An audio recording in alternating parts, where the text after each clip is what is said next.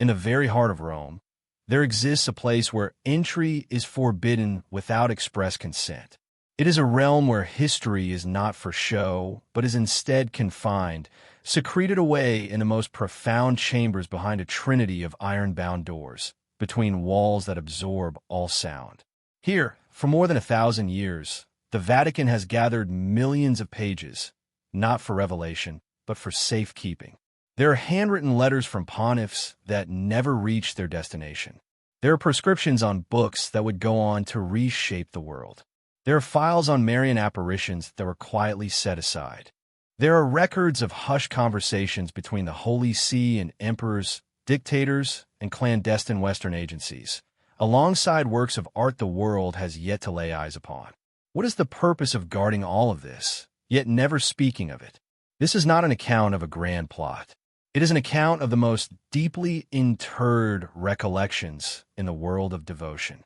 Welcome to the secrets of the Vatican's archives, a place where we do not retell what is already known, but instead carefully bring to light what was intended to remain concealed.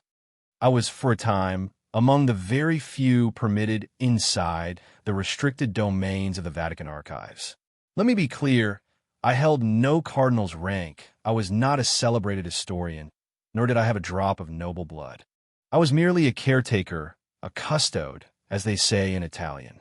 My duties were to maintain order, to take notes, and to carry sanctioned documents to the academics.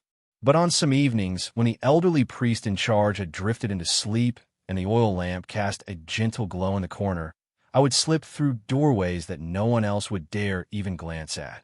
From that first clandestine step, my path was irrevocably set. I am aware now that my time is short.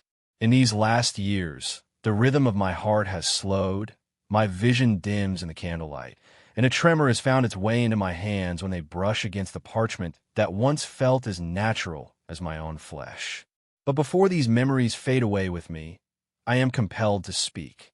Not to scandalize, not to point fingers or to offer absolution, but so that someone, somewhere, might comprehend. The complete truth has never belonged to the light, nor has it ever belonged to the darkness. It resides in the space between, waiting for a listener. I have seen the unsent correspondence of Pope Pius XII, resting undisturbed in an unlabeled drawer. I have perused forbidden editions of books once deemed a danger to the faith. I have gazed upon paintings by Caravaggio that were never exhibited, because the eyes in those portraits stared directly into a suffering that theology was not prepared to confront. Above all, I have learned that what we are forbidden from disclosing is not hidden because it is untrue, but because it is too true for ordinary acceptance. I'm not asking for your belief. I can present no evidence that the world would accept. But if you are still here, still attending to these words, and if some part of you still senses that beneath every hallowed glory there is something more profound, something unresolved, then you may be the one for whom I must tell this. Because someday, those doors will not be sealed for eternity. And when they are finally opened, you will grasp why I was never able to go back. I once held the belief that the Vatican was merely a symbol of religion, a place for prayer, for popes in their immaculate white robes greeting crowds in the open expanse of St. Peter's Square. That was only the facade.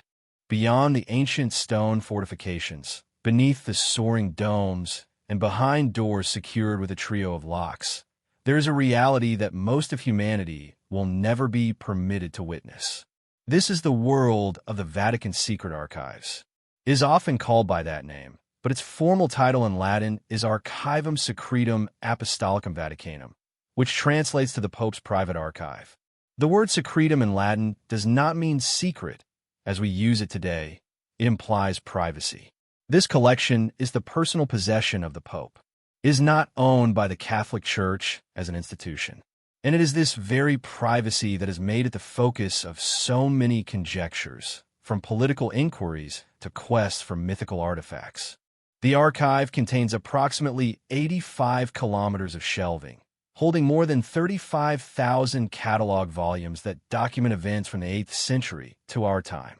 However, just a fraction of this is open to researchers.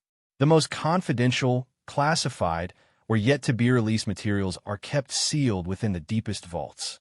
It is in that protected space that some of the most crucial and disputed moments in the history of Europe and Christianity are stored.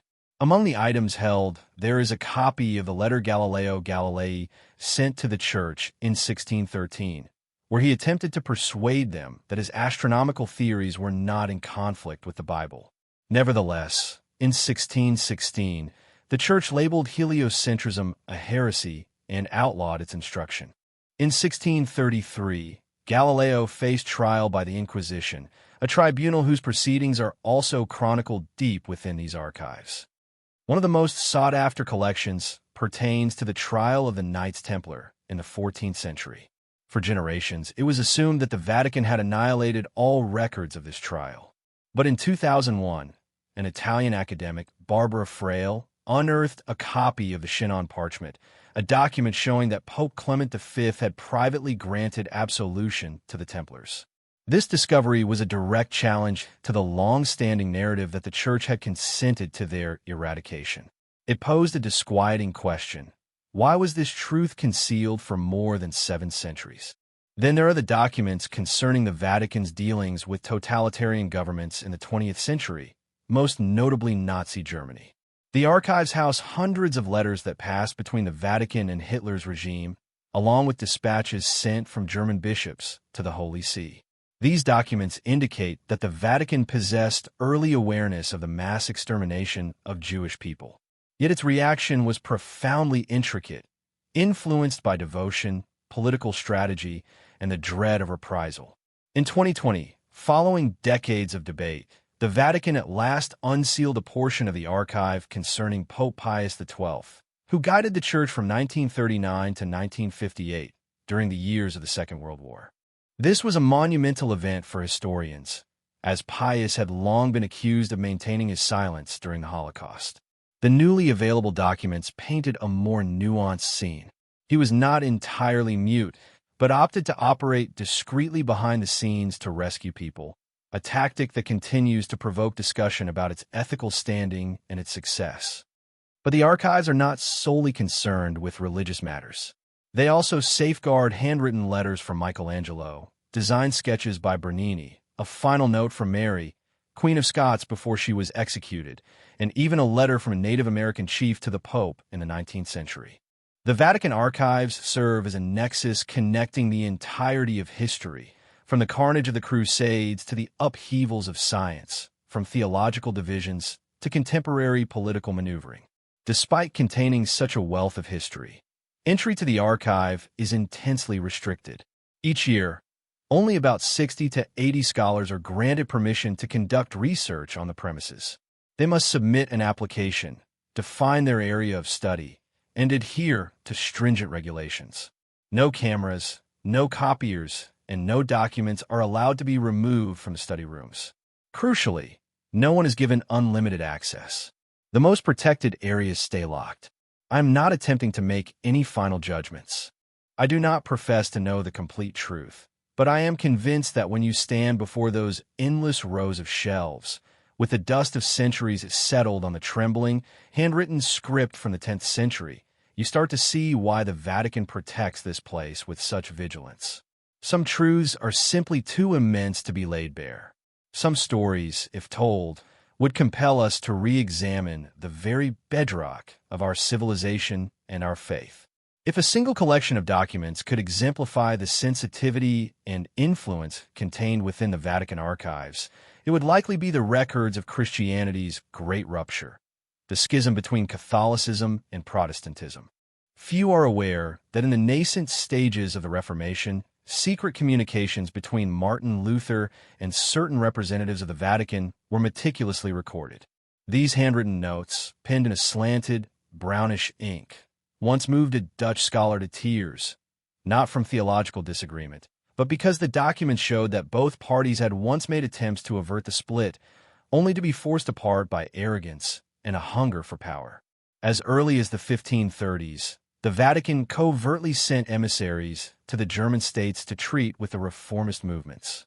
Among the papers are declarations by Bishop Girolamo Aleandro, a theologian and diplomat who at one point put forth rare theological compromises to maintain the Church's unity.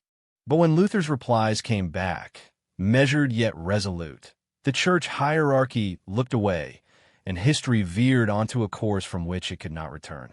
These papers are stored in a sealed file, available only to those with senior research status and a clearly articulated reason. Another topic that once sent a shiver down my spine was the documentation of the Inquisition. The Vatican still possesses thousands of indictments, interrogation records, and death warrants for those accused of heresy between the 12th and 19th centuries. One of the most notorious cases is that of Giordano Bruno, a philosopher, astrologer, and proponent of an infinite universe. The files on Bruno disclose not just his intellectual positions, but also the internal struggle of the clerics who sat in judgment of him. In one private note, a church official wrote, "If we let him live, our doctrine will be shaken. But if we send him to the pyre, history will never absolve us." Ultimately, Bruno was executed in 1600 at Campo de' Fiori.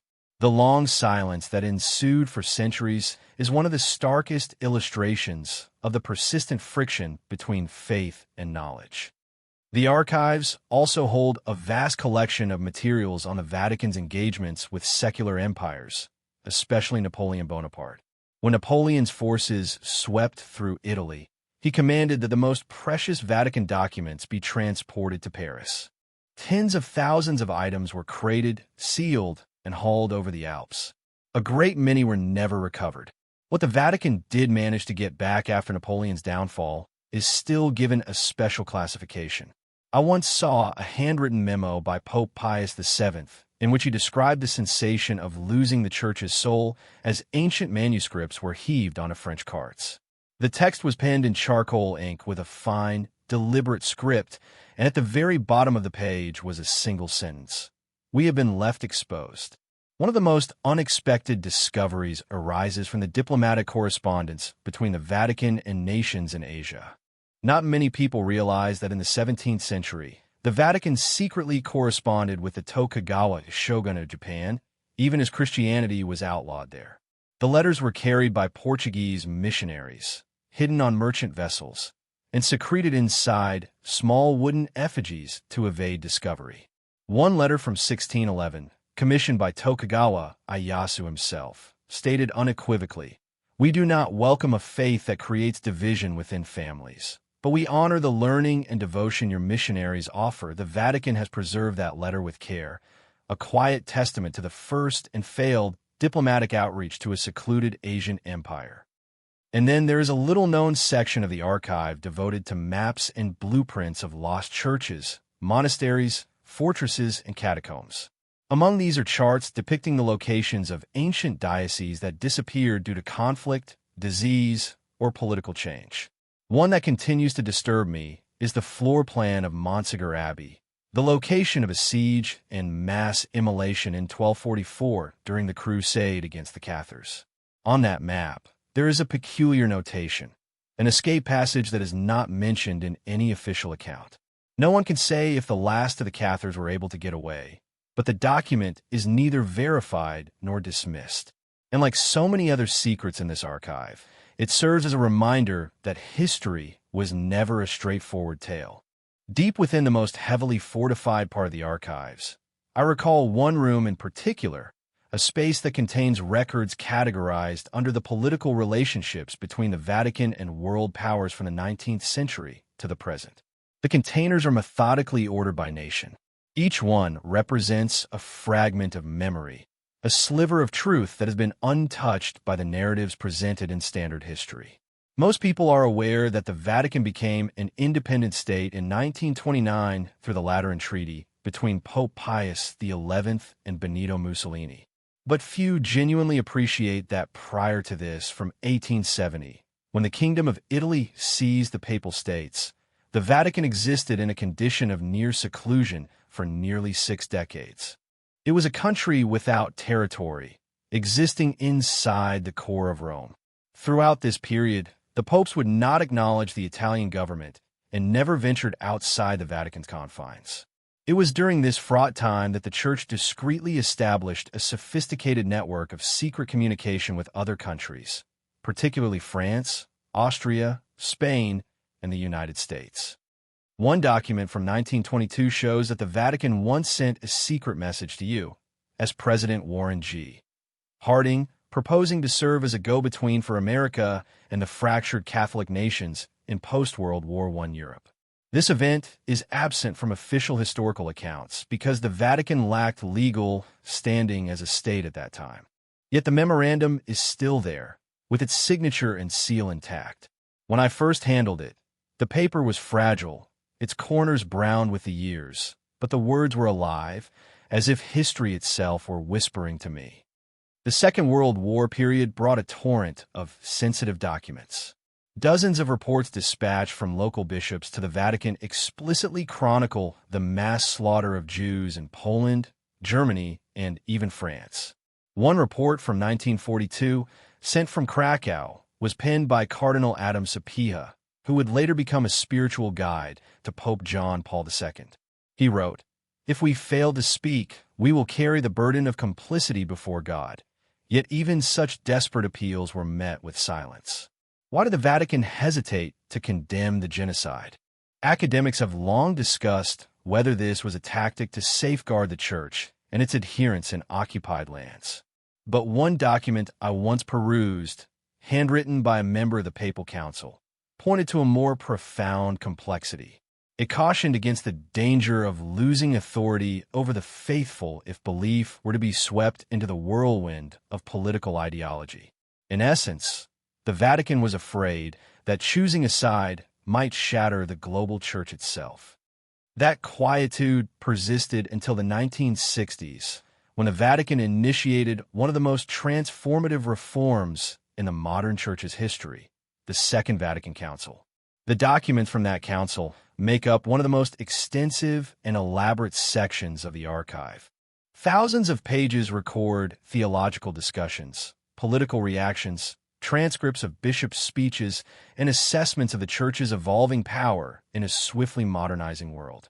I once read the record of a debate between two high-ranking cardinals about permitting the use of local languages instead of Latin for Mass. One argued, "If we forsake Latin, we forsake the emblem of eternity," the other retorted. "If we refuse to adapt, we forsake the people." The council was about more than just language. It signified the Vatican's first genuine step toward dialogue with Jews, Buddhists, Muslims, and even non-believers.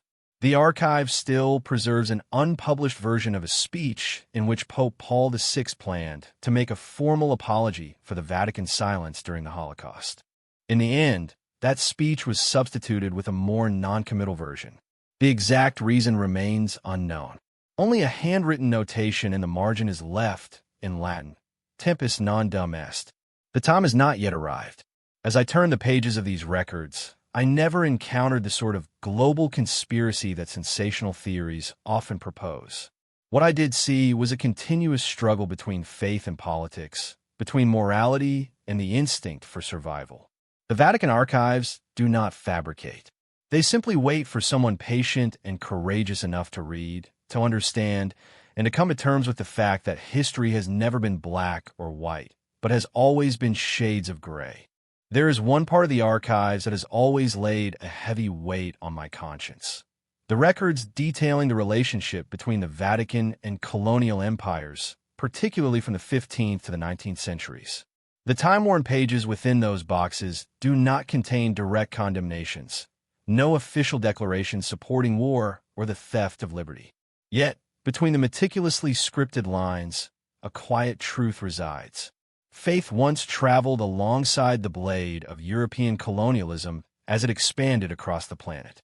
In 1493, a single year after Christopher Columbus reached the Americas, Pope Alexander VI released the papal bull Inter Terra. In this edict, he partitioned the non-Christian world into two spheres of influence, one for Spain and the other for Portugal, as if the Church possessed the right to allocate global lands. That document is still housed within the Vatican archives, kept in a substantial folder with the label Decrees Concerning the New World. It is composed in formal Latin and stamped with the crimson seal of the Holy See. Holding in my hands, I felt a deep chill, for this was a moment when faith was wielded as a political tool to its most extreme.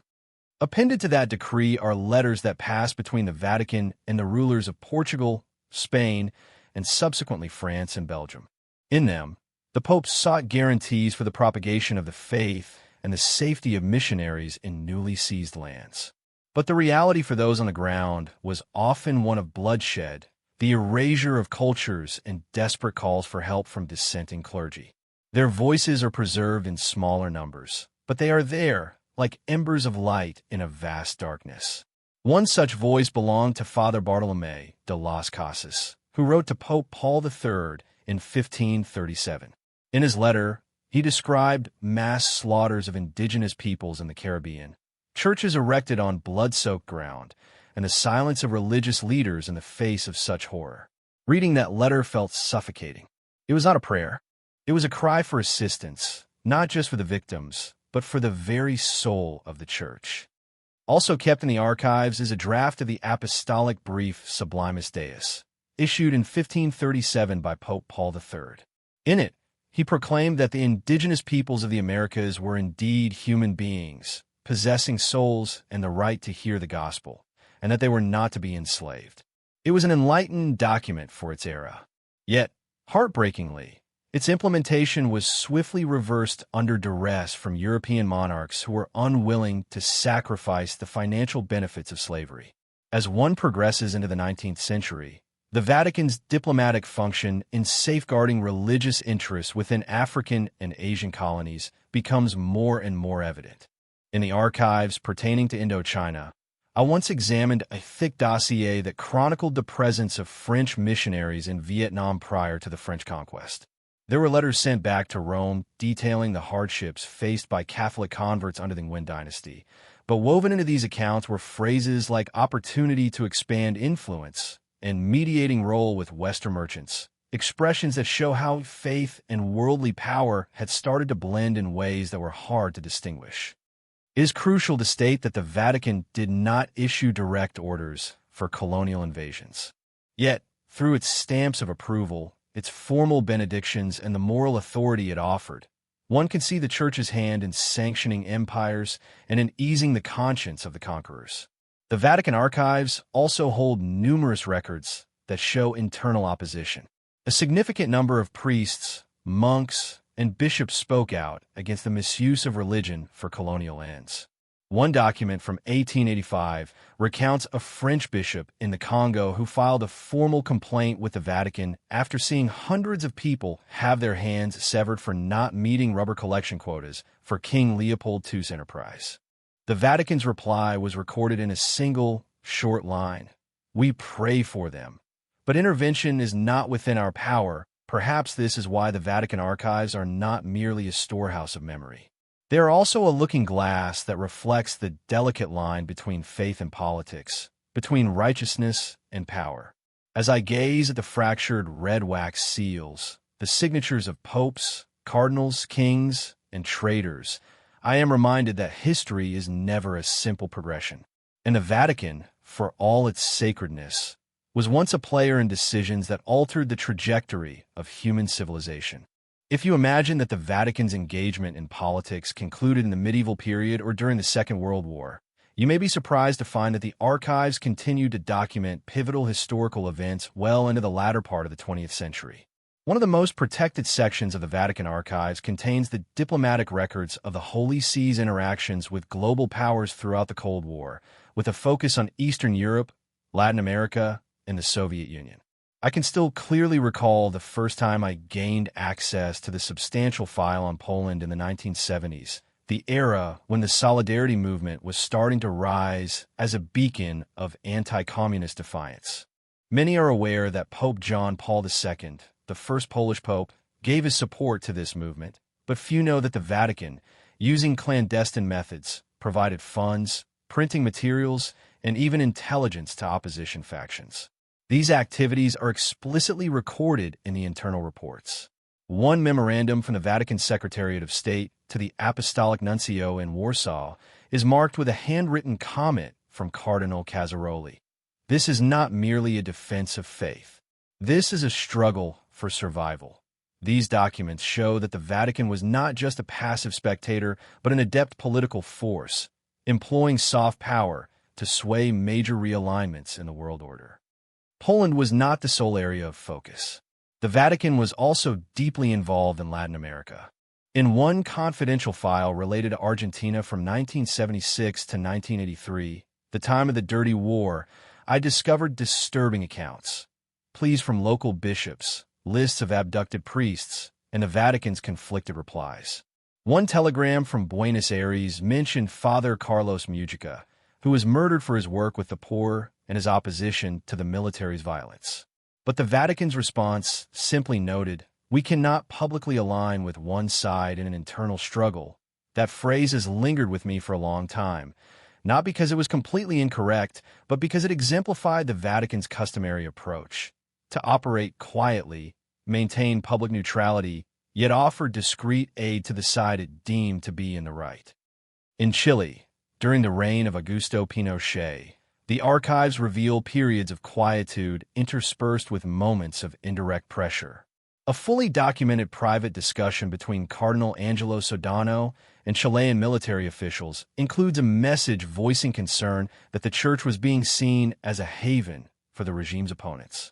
At the same time, records verify that the Vatican shielded priests who were giving refuge to political escapees, not through a public declaration, but via internal memos that requested the reinstatement of dismissed bishops who were sympathetic to the opposition.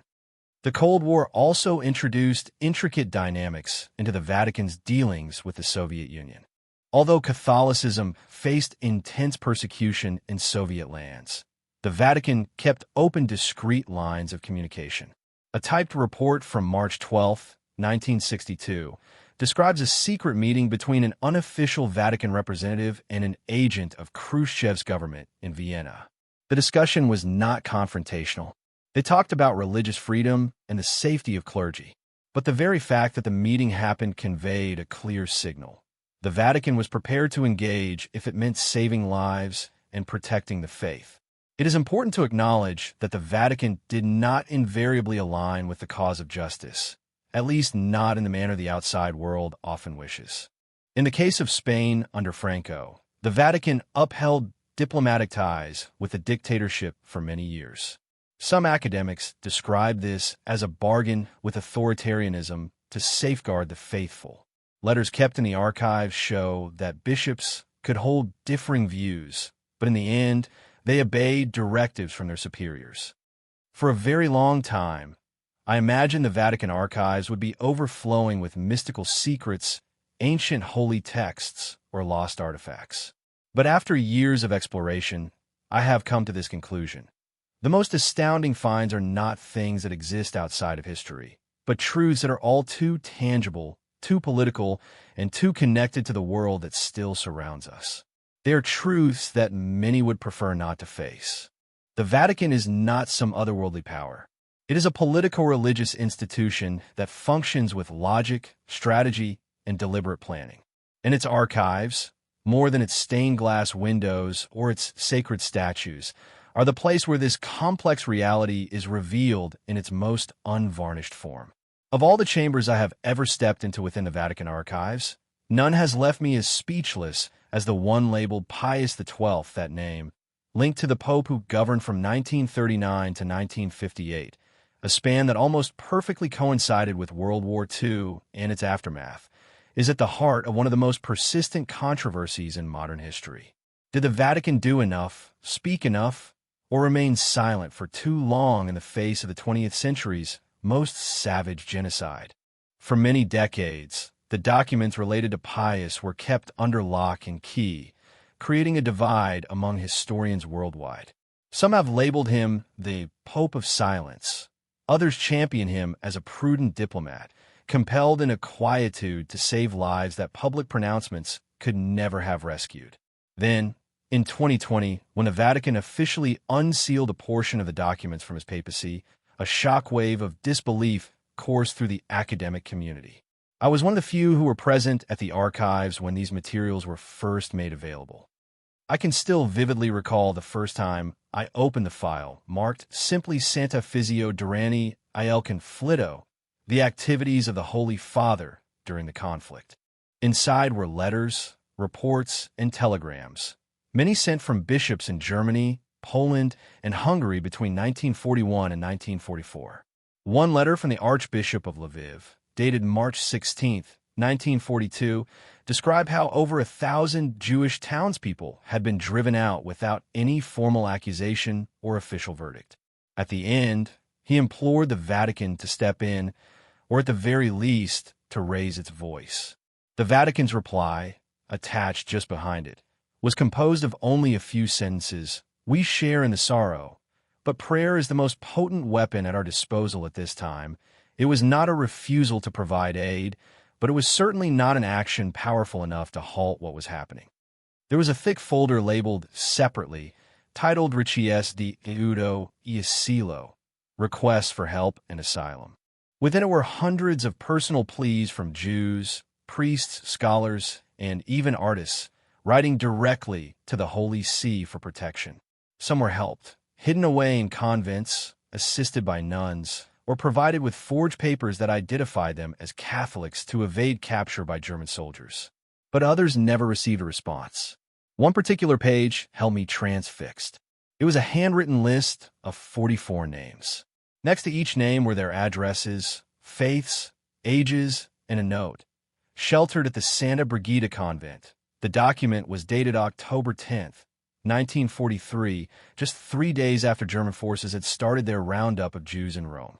Of the 44 individuals on the list, cross-referencing records shows that only 12 made it out alive. And then there is a detail that few are aware of, something only apparent to those who have read the pages themselves.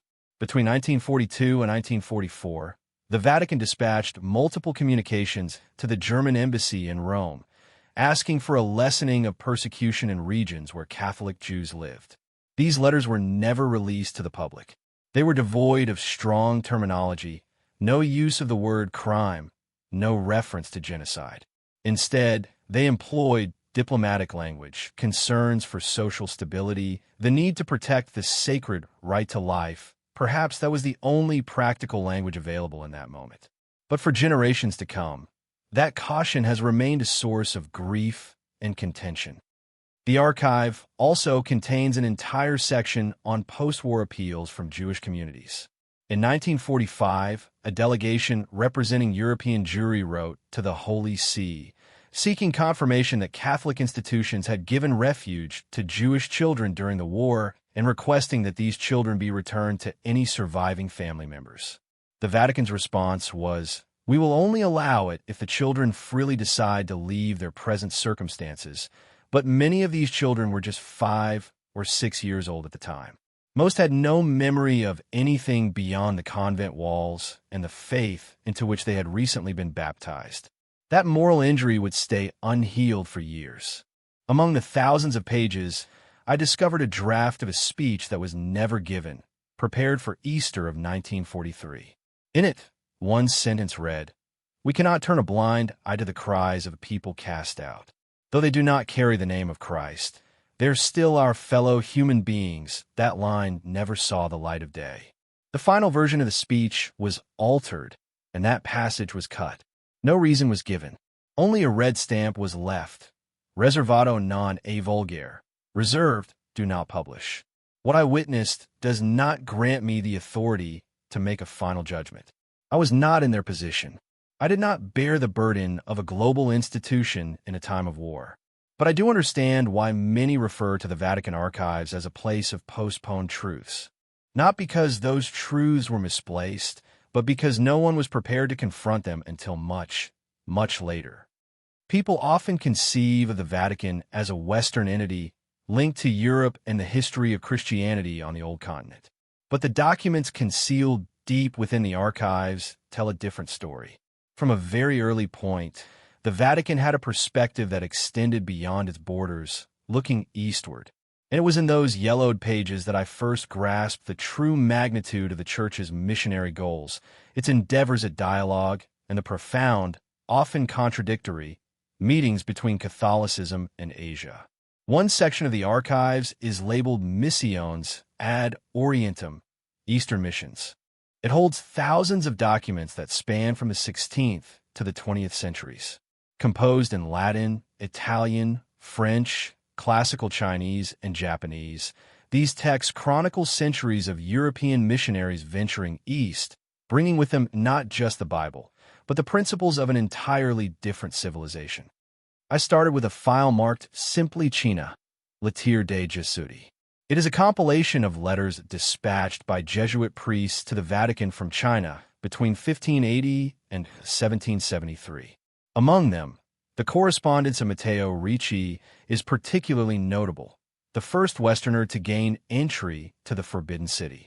In his letters, Ricci conveys his respect for the Confucian ethical framework and suggests that the Vatican should adapt Catholic teachings to Chinese culture instead of forcing them upon it. Not everyone shared his view.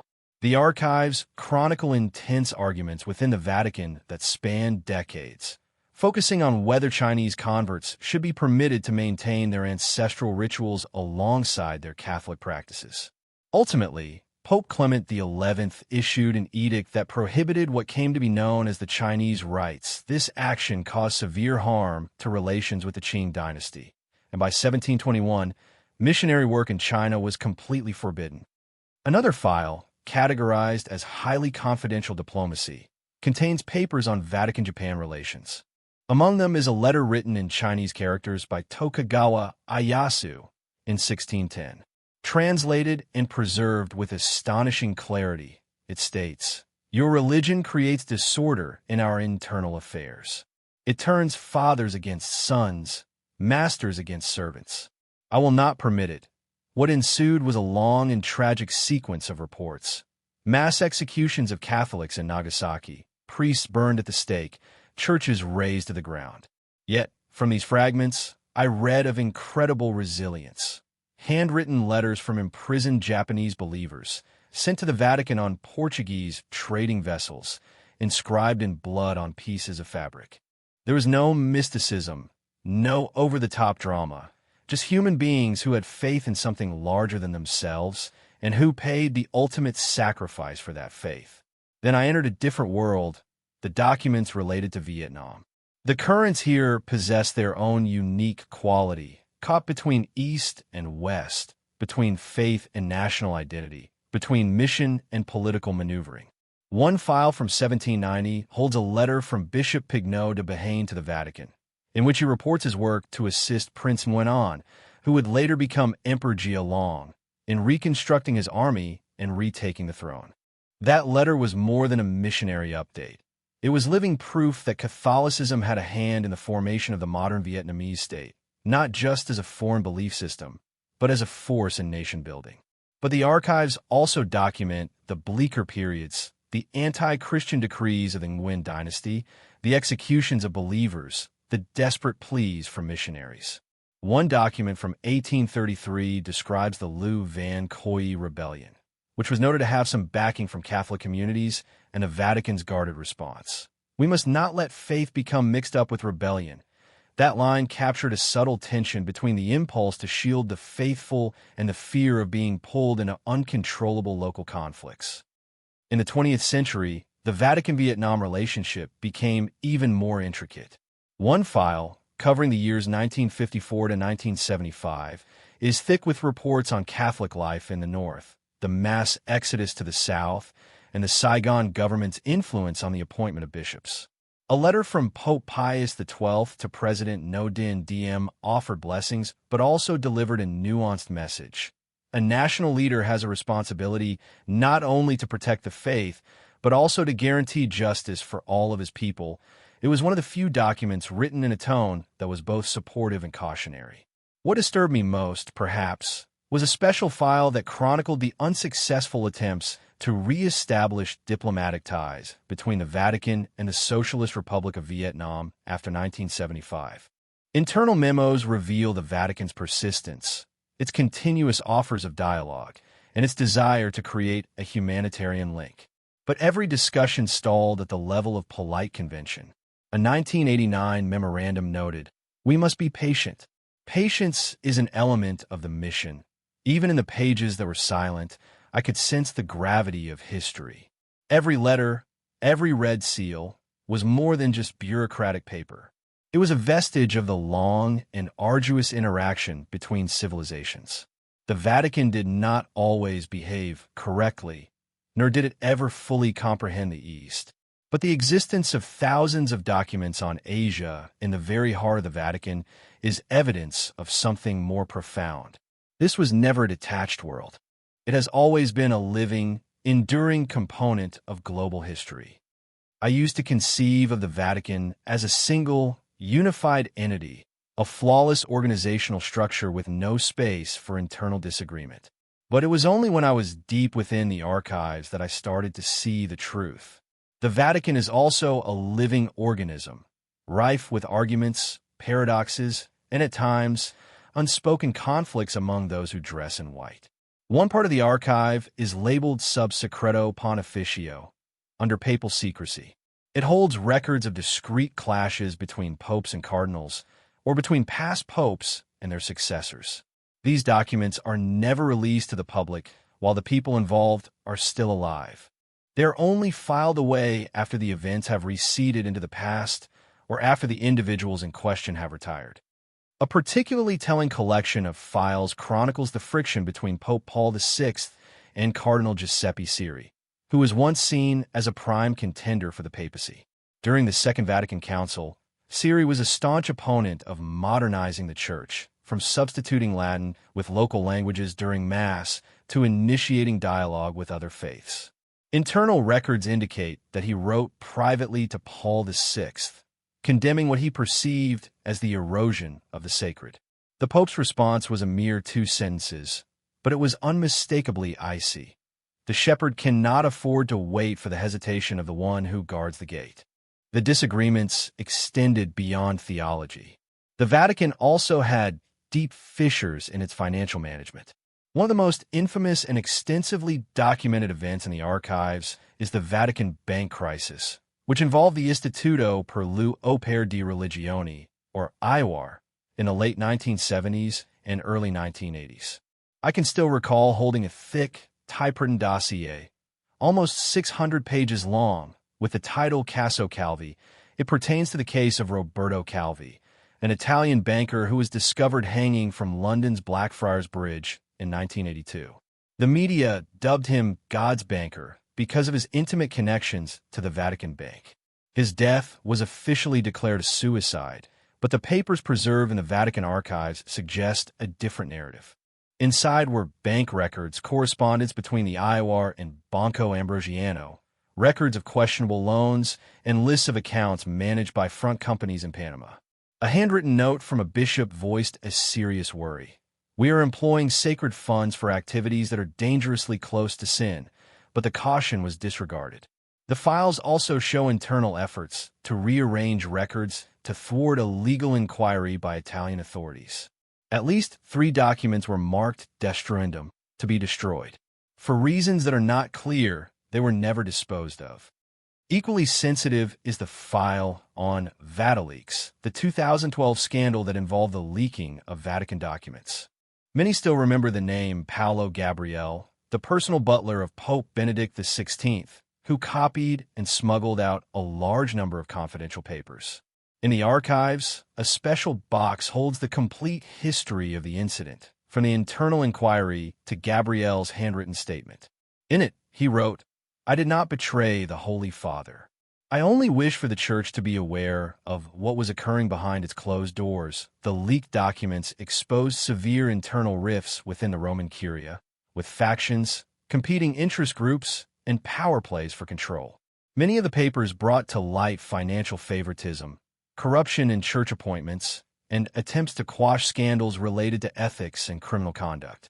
Every sentence represented a crack in public confidence. The fact that the Vatican decided to try Gabriele in a public court was a rare indication that the wall of silence had started to crumble. I once asked a priest who oversaw the archives, Why does the Vatican hold on to documents that could damage its own standing? He smiled and then offered a response that I have never forgotten. Because the truth does not belong to us. It merely passes through our hands. The Vatican archives do not try to wipe away the past. They safeguard it, sometimes in silence, sometimes with sorrow, as an unspoken gesture of accountability. And that, more than any statue of a saint, is what makes this place profoundly human. A space where power, faith, and human frailty are recorded in ink, not washed away by water. There is something that very few people are aware of. Not every meeting between a head of state and the Pope is made public.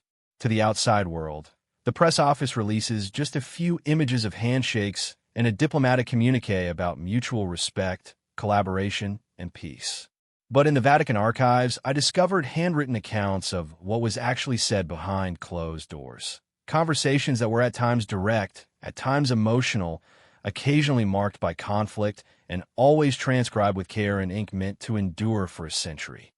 One of the most remarkable files is a record of the meeting between Pope Pius XII and Nazi Germany's ambassador to the Holy See, Diego von Bergen, in 1939.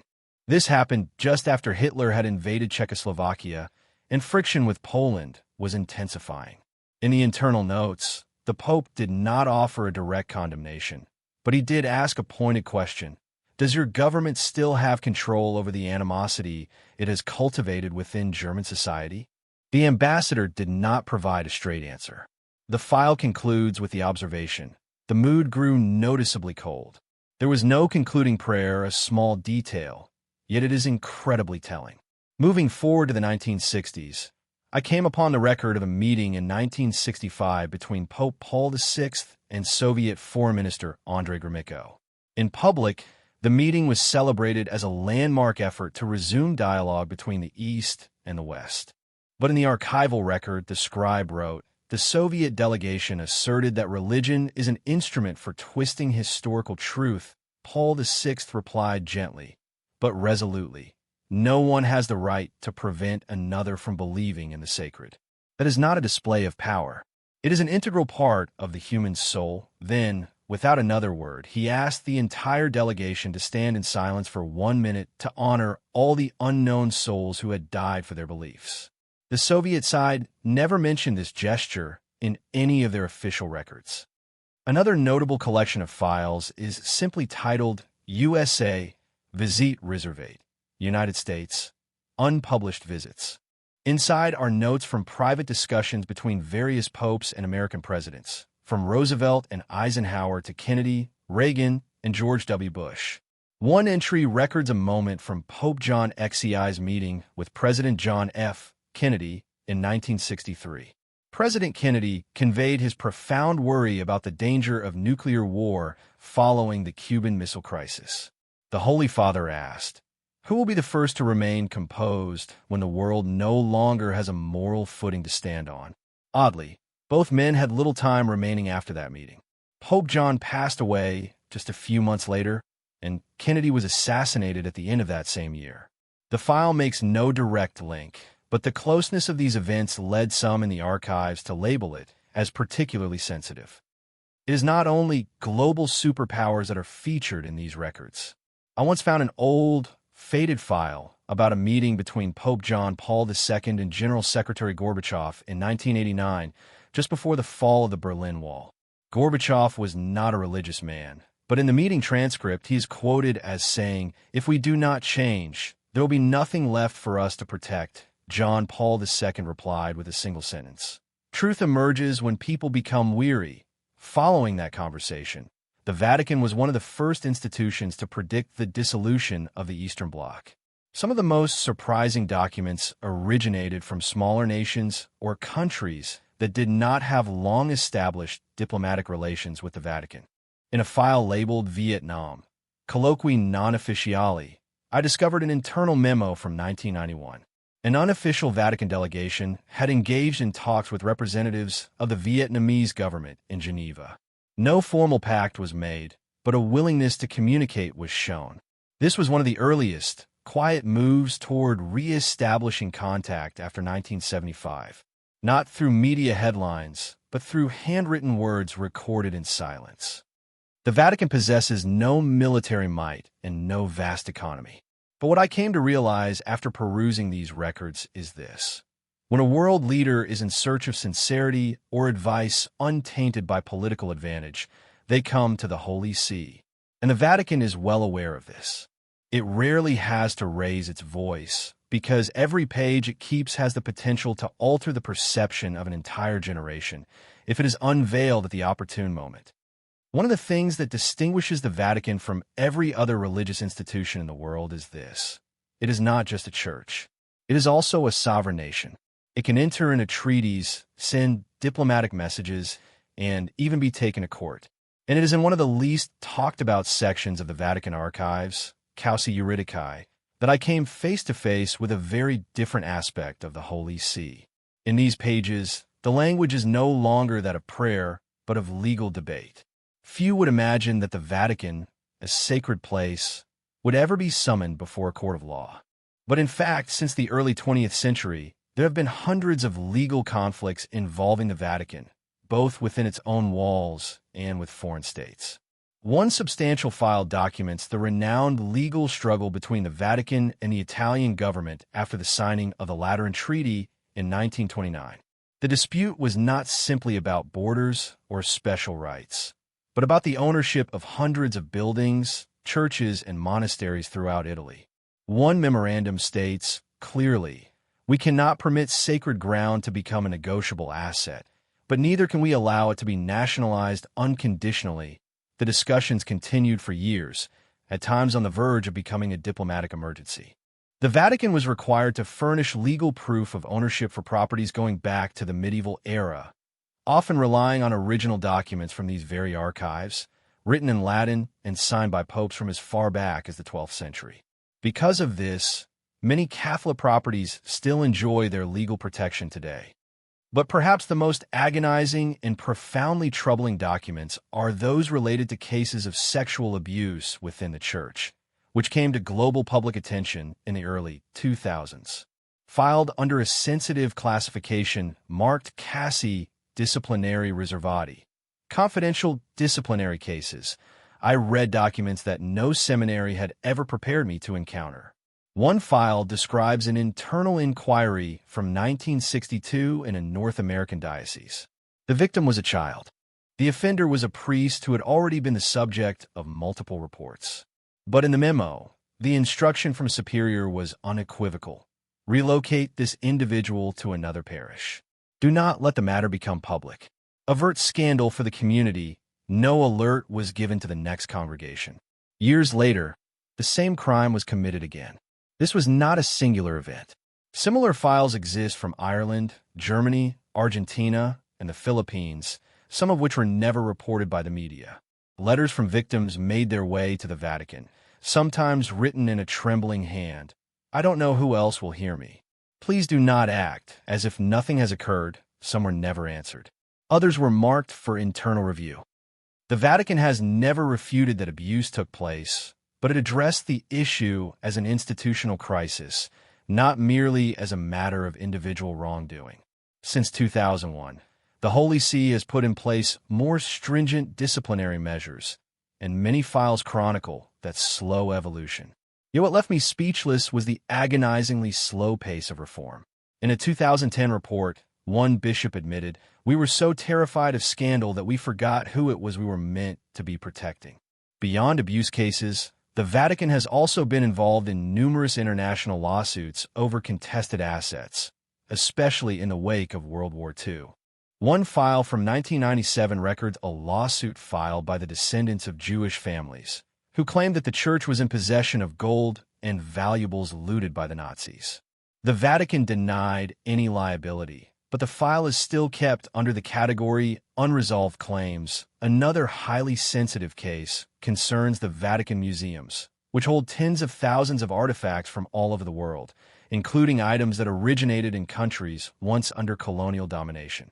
In one petition from Peru, the government asked for the return of a ceremonial Incan mask. The Vatican replied with a formal declaration. This artifact is a record of history. It has no monetary value, but is part of the collective memory of humanity. The issue, like so many others, was left unsettled.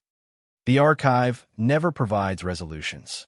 It only safeguards the evidence.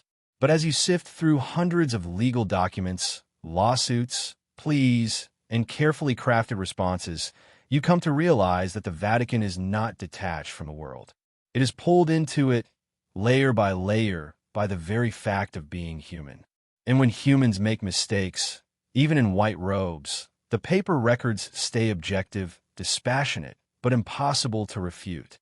There is a section within the Vatican archives that even many Catholic academics have never entered, not because it is the most securely guarded, but because it requires a very specific set of skills: Koine Greek, ancient Hebrew, and the Latin of the early Church.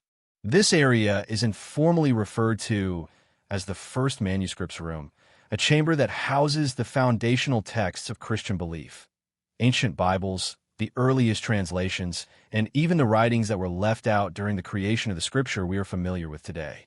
The first time I walked into that section, I found it hard to breathe, not from apprehension, but from a profound sense of awe, standing among millennia of handwriting, inscribed by hand on animal skin, with ink made from ash, plant roots, and the tears of those who believed their words were of divine origin.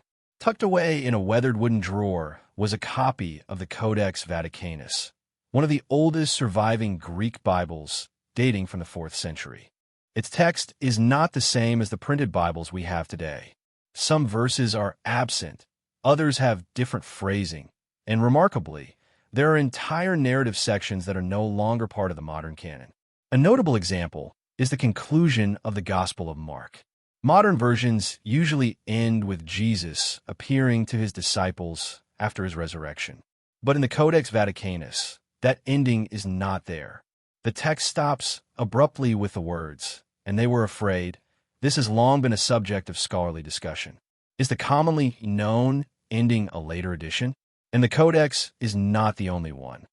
In a small metal cabinet with 3 locks, I once saw a folder labeled Evangelia Apocrypha, the apocryphal Gospels that were excluded from the official scripture. Among them were the Gospels of Thomas, Mary Magdalene, and Philip, texts that were rediscovered at Nag Hammadi, Egypt, in 1945, although the Vatican possessed copies long before that. The Gospel of Thomas, for example, is a collection of 114 sayings attributed to Jesus, but they are arranged without a narrative framework.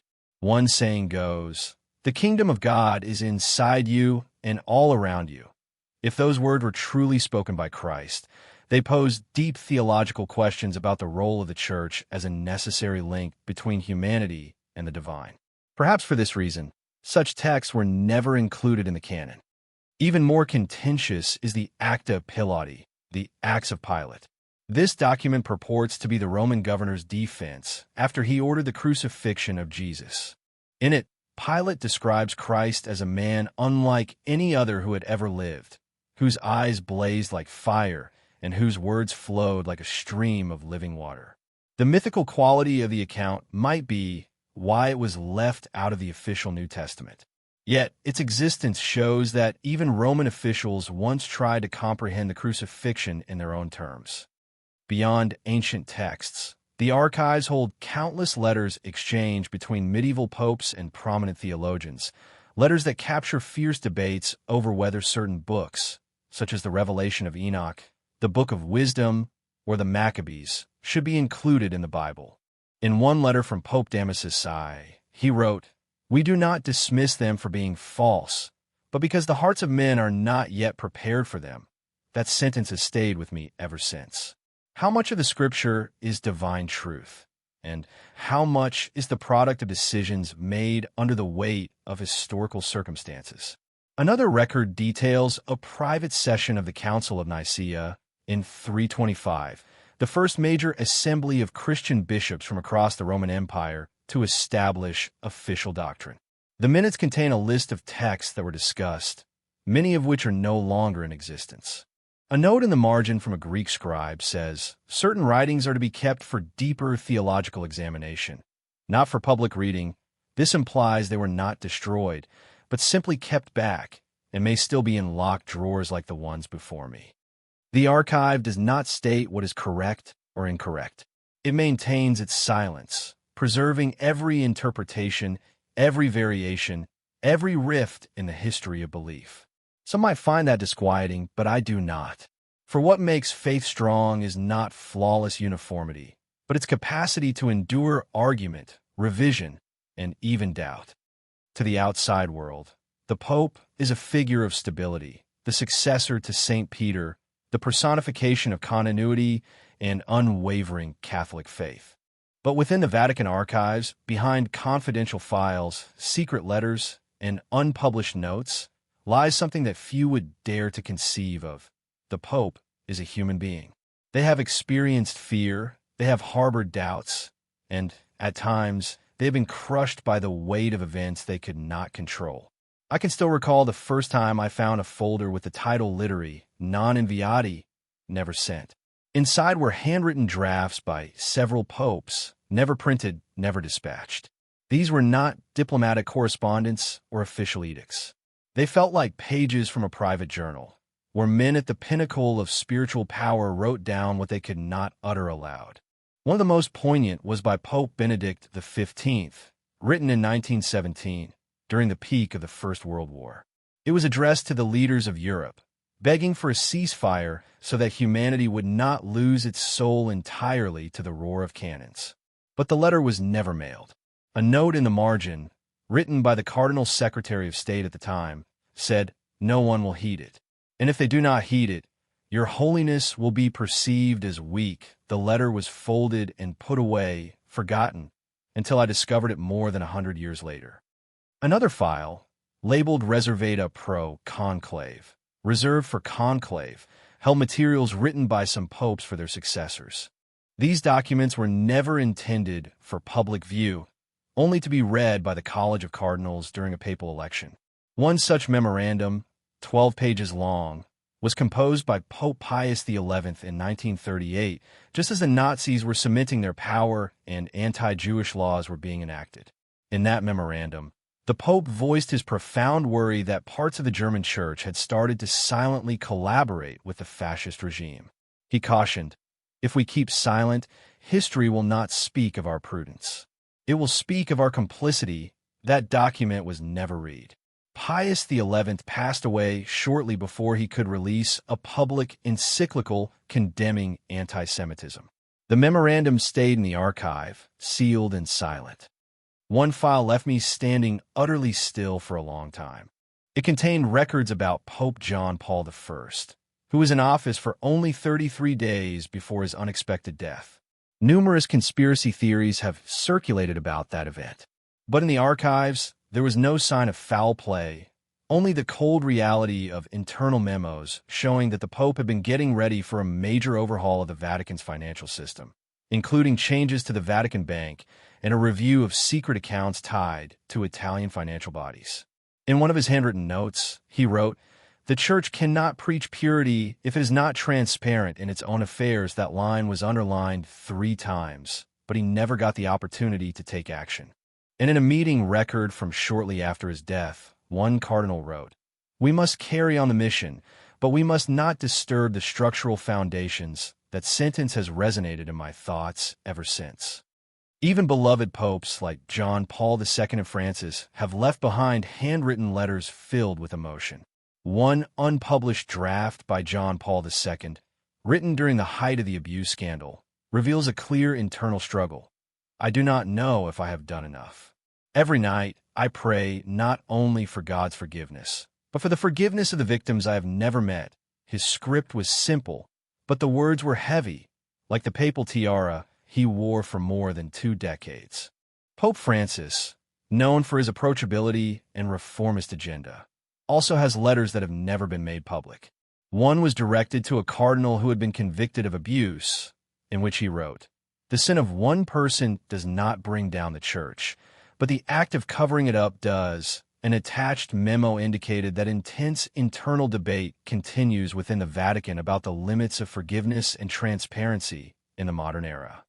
The Vatican archives never speak out loud, but its pages, yellowed, fragile, and never seen by the public, convey what no press release ever could: that beneath the luster of authority, the chair of Peter is also a solitary path. And even the head of the church has sleepless nights, just like any other soul in the world. When people talk about the Vatican, they think of churches, ceremonies, and faith. But few think of telegrams, intelligence briefings, or financial agreements with foreign banks. And yet it is these seemingly secular items that make up a significant portion of the deepest sections of the Vatican archives, where the Holy See's unofficial connections with worldly powers have been documented, line by line. One of the first folders that left me astonished was titled Cani Riservati, Intelligence. It holds documents that detail secret communications between the Vatican and Western intelligence agencies during the Cold War, especially with the CIA and MI6. In one memo from June 17, 1953, just weeks after the coup in Iran, a CIA representative in Rome met with a Vatican cardinal to talk about anti-communist movements in the Middle East. The report was concise. The Holy See is morally supportive, will not step in directly, but is prepared to urge local churches to advocate for democratic values as a counter to atheism. No formal pact was made, but the signal was unmistakable. The Vatican was not just watching the world. It possessed the moral influence to shape the direction of ideologies, particularly through the vehicle of faith. Another memo from 1979 records a secret meeting between a CIA agent and Vatican officials shortly before Pope John Paul II's visit to his native Poland.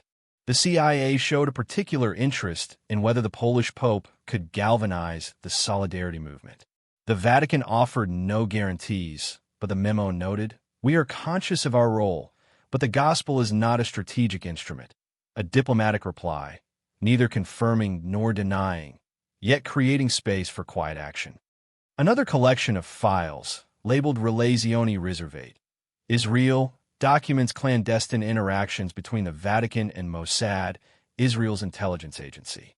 The letters include Vatican requests for the safeguarding of Christian holy sites in Jerusalem amidst rising tensions between Jews and Palestinians. A Mossad report sent back to the Vatican read, "We are not concerned with the religion of the person standing in a holy place. As long as they are not concealing weapons." The Vatican's response was terse but significant. "We do not conceal weapons. We preserve memory." The next layer I came upon had nothing to do with spying, but with finance. A folder titled Banche e Podera, Banking and Power, chronicled the Vatican's connections with numerous international financial institutions, including Banco Ambrosiano, UBS of Switzerland, and financial bodies in Panama. The files contain records of wire transfers and investments in property across London, Paris, and even resort holdings in South America. An internal report from 1985 states, "A portion of investment profits will be channeled into the charitable funds of the Holy See." No public disclosure is necessary. The issue was not that the Vatican was investing, but that it was using shell companies to evade examination. Some accounts were registered under the names of pastoral foundations, but were overseen by financial managers of private banks. There were no indications of wrongdoing, but the system was so convoluted that it was nearly impossible to track the funds. And perhaps that was exactly the point. What astonished me even more was a small, unnumbered, unstamped folder with only a handwritten title, Rapporti non ufficiali, Fraternita Riservate. This was a record of confidential meetings between high-ranking Vatican officials and representatives of Western secret societies, including the Freemasons, a group that had been condemned by the Catholic Church. One memo from 1969 records a bishop in Switzerland meeting with a senior Freemason from the European Lodge to discuss the potential for dialogue on human rights and freedom of thought. No agreements were reached, but it is notable that Vatican policy began to change after that, moving from a complete ban to a more cautious stance of discouraging membership, which created a gray area in doctrine and opened the door for interfaith discussions with groups that were once labeled as heretical. I did not find any proof of a conspiracy or Vatican manipulation of global events, but I saw with clarity that the Vatican does not exist in a vacuum. It upholds a network that is not declared, not publicized, but has been quietly active for centuries. and its archives preserve every handshake, every letter, every unofficial meeting, as if history is not made on the main stage, but in the wings behind the curtain. When one enters the Vatican, the first thing they typically notice is the light, from the stained glass windows, from the golden splendor of the Sistine Chapel, from the flickering candles and glistening statues in the grand basilicas.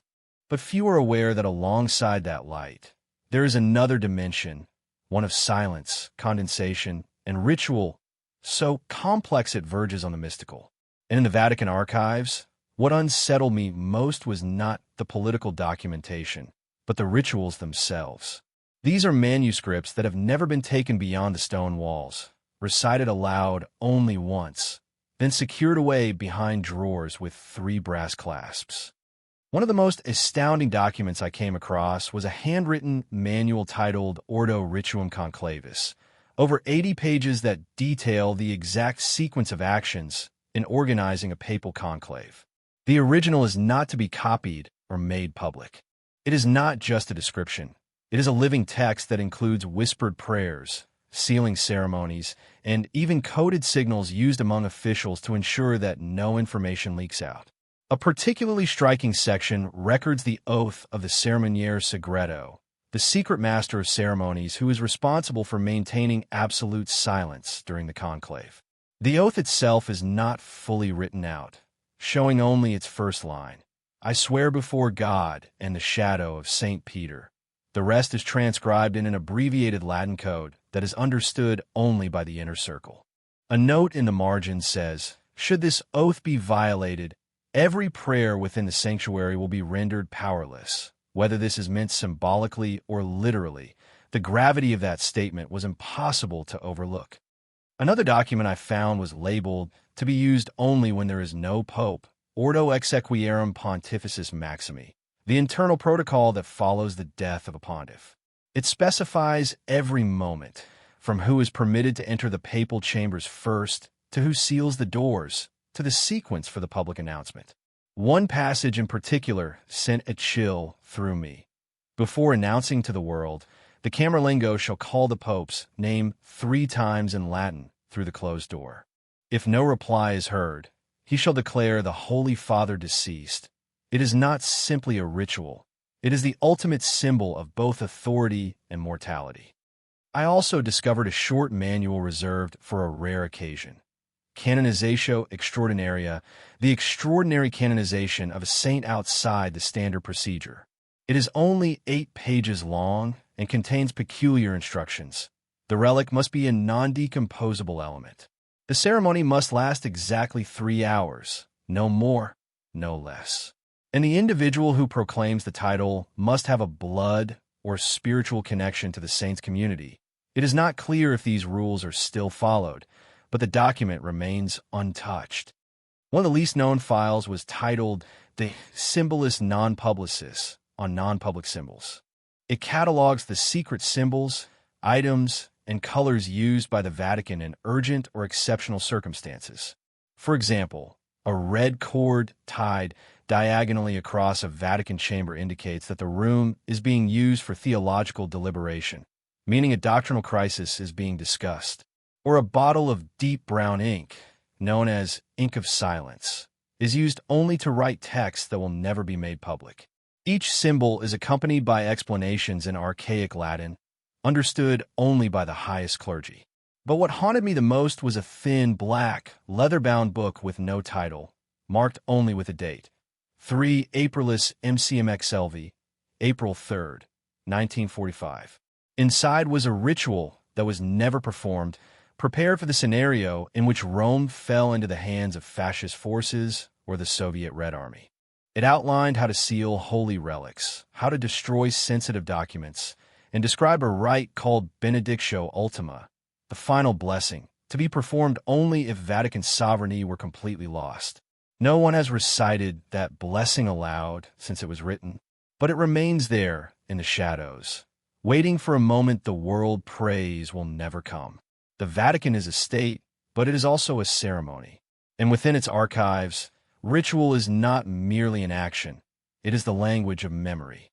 Every written prayer, Every crimson seal, every phrase spoken only once in centuries, they are all essential parts of this structure, not out of superstition, but out of the belief that in a world that changes by the day, some things must be preserved, if only to remind us that we once believed in something eternal.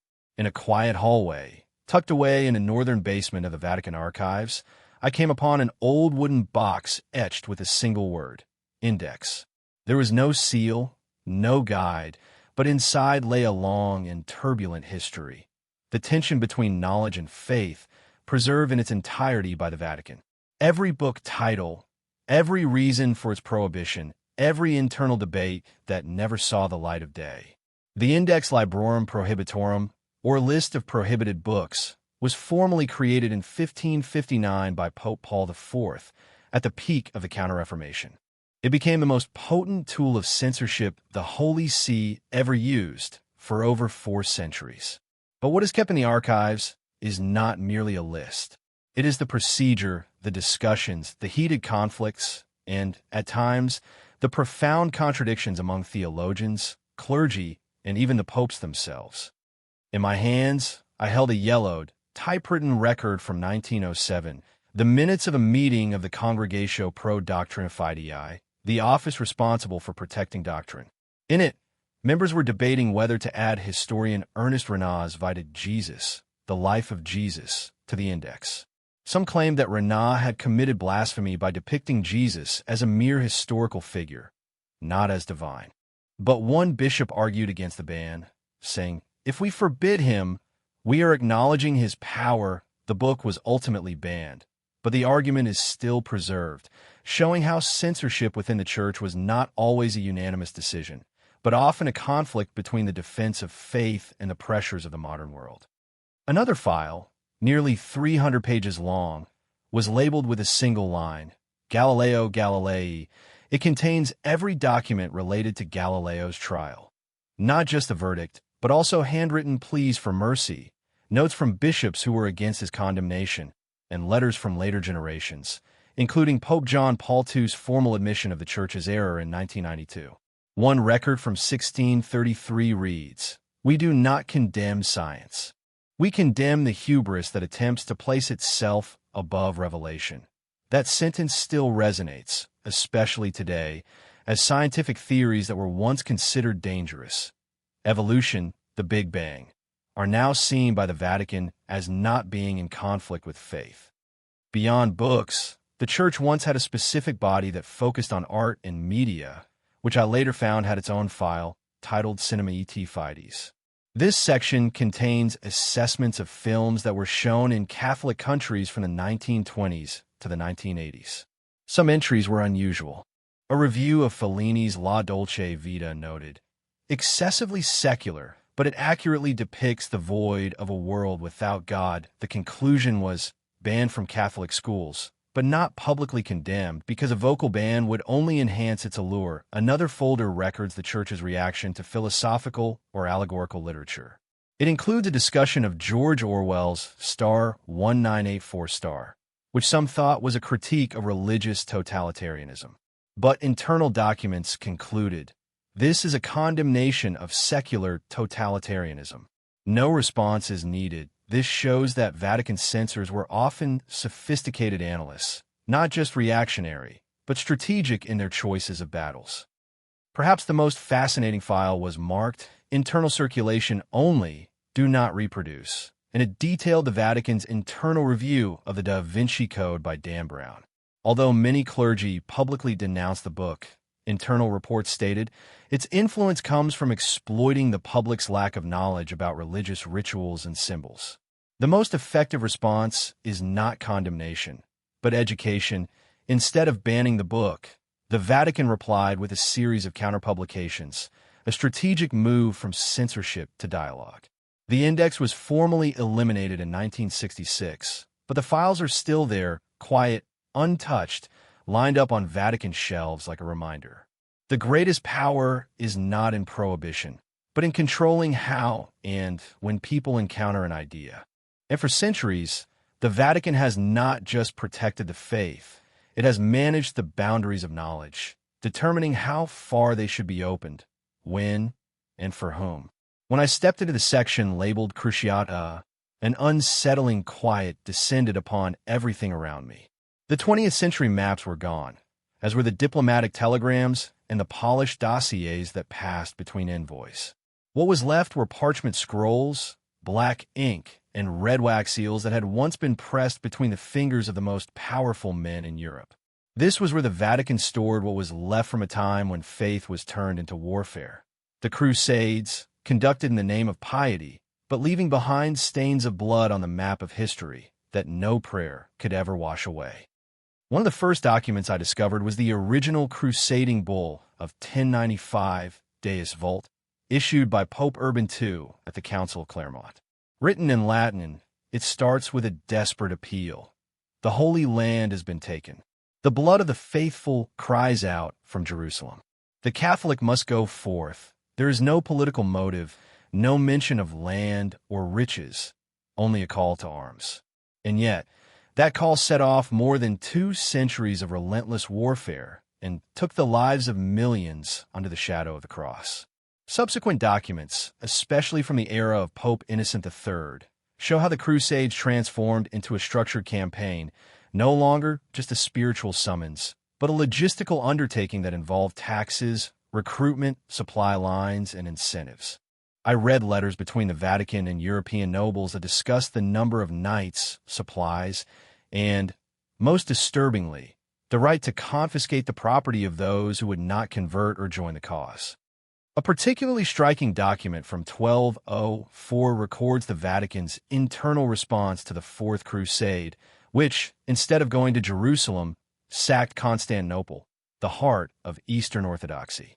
In the minutes, written by Cardinal Pietro Capuano, there's a chilling confession.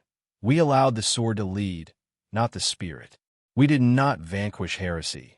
We plundered our own brothers, although Pope Innocent III issued a formal, measured condemnation of the looting. No compensation or apologies were ever offered. But what disturbed me the most were not the wartime documents, but the post-war ones. A file titled Requiem Pro Error, a prayer for the error, preserves the Vatican's reflections and acknowledgments of the past. Inside was an unpublished draft of a speech by Pope Paul VI, intended to be given during his 1964 visit to Istanbul. It reads, "We brought conflict to places that once knelt in prayer. We cannot say this was God's will. The speech was pulled at the last minute and replaced with a more neutral one. But the original is still here, beneath layers of dust." The Vatican archives also hold records of lesser-known crusades. The Northern Crusades against pagans in the Baltic region, the Albigensian Crusade in southern France, which was aimed at wiping out the Cathars, and even campaigns against disobedient Catholic rulers. A record from the 13th century documents a bishop who refused to take part in a crusade, stating, "I do not see God in fire and blood." He was removed from his position shortly after. Still, the archives also provide evidence of later attempts at dialogue and healing. A folder titled Reconciliatio contains correspondence between the Holy See and the Orthodox churches of Russia, Greece, and Armenia, communities that are still scarred by the Crusades. In a letter from 1999, Pope John Paul II wrote to Ecumenical Patriarch Bartholomew, "If blood once separated us, let prayer begin to heal the wounds that history has left behind." It was not a public apology, but it was a start. In all of these documents, I did not find an evil or merciless Vatican, but I did see an institution that once used faith as a reason for war, and that slowly, over centuries, learned to look at itself. None of these texts deny the past, but they do not try to whitewash the present either. The Vatican archives do not attempt to justify. They preserve what is, with a solemn commitment to memory and with the belief that truth, no matter how bitter, is a vital part of redemption. One quiet, rainy afternoon, while I was looking for documents related to medieval church councils, an elderly archivist gestured toward a small, solitary wooden box at the end of the shelf and said, "You ought to read this. This is where the church keeps what it never officially recognized, yet never threw away." Because even they were aware that some women once helped to build the very foundations of the faith The box had no label, only a catalog number and a handwritten note. Mulieres in silentio ecclesiae, women in the silence of the church. Inside was not a large collection of documents, but one that held a quiet, enduring current of history that the Vatican has never formally acknowledged. Not because it was defiant, but because it posed a question that is still unanswered. What is the rightful place of women in a faith structure that has been governed almost entirely by men for nearly 2,000 years? I started with a set of handwritten letters from the 12th century by Hildegard von Bingen, a German nun, composer, theologian, and mystic. Most of her writings, in Latin and Old German, documented spiritual visions of profound theological and philosophical significance. In one letter to Pope Eugenius III, Hildegard wrote, "The soul of a woman is also breathed into existence by God. So why must her voice be heard only through the mouths of men?" Remarkably, the letter was met not with condemnation, but with silence, a silence that was calculated and intentional. Still, Hildegard was not declared a heretic. On the contrary, several voices within the Roman Curia commended her, but kept her at arm's length. In one internal record, I found the line, "This woman is not mistaken, but the Church cannot yet allow women to preach from the pulpit." Her intelligence was acknowledged, yet an invisible barrier remained, one that she and countless others were never permitted to cross. Digging further, I found another file labeled Monialium Scripturae, Writings of the Nuns. It was a collection of prayers, poems, and liturgical texts created by women in religious orders from the 9th to the 16th centuries. Among them were prayers that were both elegant and defiant. "I do not ask to be a priest. I ask to guard the flame unseen, burning quietly in the darkest corner of the chapel." These words were never spoken in formal ceremonies, but they were copied by hand, passed from one nun to another, their brown-black ink still clear on parchment that had been softened by time. The most haunting section, however, was the file on heresy inquiries, particularly those that targeted women whose spiritual influence had become too great. A 1321 case from southern France recorded the trial of a group of women who were accused of unauthorized preaching, even though they had only conducted Bible readings and shared their personal interpretations. One interrogation transcript reads, "Do you believe that women can interpret the Word of God?" The woman, named Clara, replied, "If God selected a virgin to bear him, why would he not select her tongue to proclaim him?" The record ends, "She was burned at the stake." And yet, not all voices were silenced. In the files from the Second Vatican Council, I found letters and internal minutes that documented serious discussions about expanding women's roles in the modern church. A handwritten note from Cardinal Sunens read, "It is not enough to bring more women into the church. We must acknowledge that they have always been here." From 1965 on, Vatican commissions started to include women as theological advisors. But as one document explicitly stated, "Consultar non decidir." They may advise, but they do not decide. More recently, I came across the minutes of a 2016 meeting that discussed the possibility of female deacons. A group of female theologians presented historical proof that deaconesses were recognized in the 1st to 3rd centuries in early Christian Greek texts. One cardinal countered, "That was not the same as ordination today," but another, whose name was blacked out in the version I read, wrote, "If a truth must be concealed because our current structure cannot accommodate it, then the flaw is not in the truth." That sentence made me sit in silence for a very long time. The Vatican archives did not erase these women, but it has never brought them into the light. They remain like slanted footnotes in the margins of history, not loud enough to echo from pulpits, but strong enough to endure the winds of time. And as I closed that wooden box, I understood that the church was not built only of stone and men. It was built with the hands of women who washed vestments, copied sacred texts, raised believers, and in silence, carried the flame of faith through its darkest centuries. The Vatican is often perceived as a moral sanctuary, a symbol of faith and forgiveness.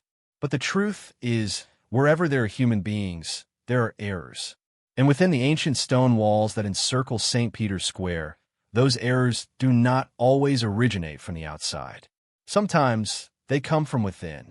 In a section of the Vatican archives labeled Delicta Reservata, reserved crimes, I began to examine a series of case files that had been sealed away for decades. There was nothing mystical about them. No curses, no dark conspiracies, only paperwork, signatures, and chillingly detailed transcripts. These were records of criminal acts committed within the very institution that preaches grace and virtue. One of the earliest files I came across was a theft in 1969 from the Sacred Relics Repository, the chamber where hundreds of holy artifacts were kept, including saints' bones, martyrs' robes, and handwritten scriptures from early Christianity. According to the report, a young monk assigned to clean the vault secretly took a small box that was believed to contain relics of St. Lawrence. He did not attempt to sell it. Instead, he kept it in his room, asserting that he could hear the saint whispering to him in his dreams. The Vatican conducted a closed trial. No reporters, no public statements. The verdict: no criminal charges, but the monk was laicized and permanently banned from Vatican territory. An attached note read, "This act was born of misguided faith, not of greed. Perhaps that was why mercy was shown." Another case, far more grave, took place in 1982. The murder of a teenage boy, a Vatican citizen, inside the Vatican gardens, just meters from the Pope's office. The case file, labeled Caso AG/82, revealed that the victim was the son of a Vatican treasury official. His body was discovered near the southern wall, with signs of blunt force trauma to the head. The main suspect was a gatekeeper with a history of mental health issues. The internal inquiry spanned over 400 pages, detailing every step of the interrogation and examination. The suspect was described as having lost control due to religious anxiety and psychological distress.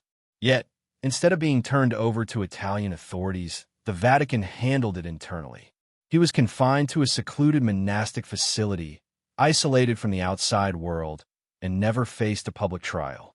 The final sentence of the report reads, "The peace of the faithful must be preserved above the curiosity of the crowd." The Vatican functions under its own legal system, based on the Codex Iuris Canonici, or canon law. But since the 1929 Lateran Treaty, it has also selectively incorporated parts of Italian law, especially in serious criminal matters. Still, jurisdiction remains with Vatican courts, where the judges are typically high-ranking clergy or cardinals.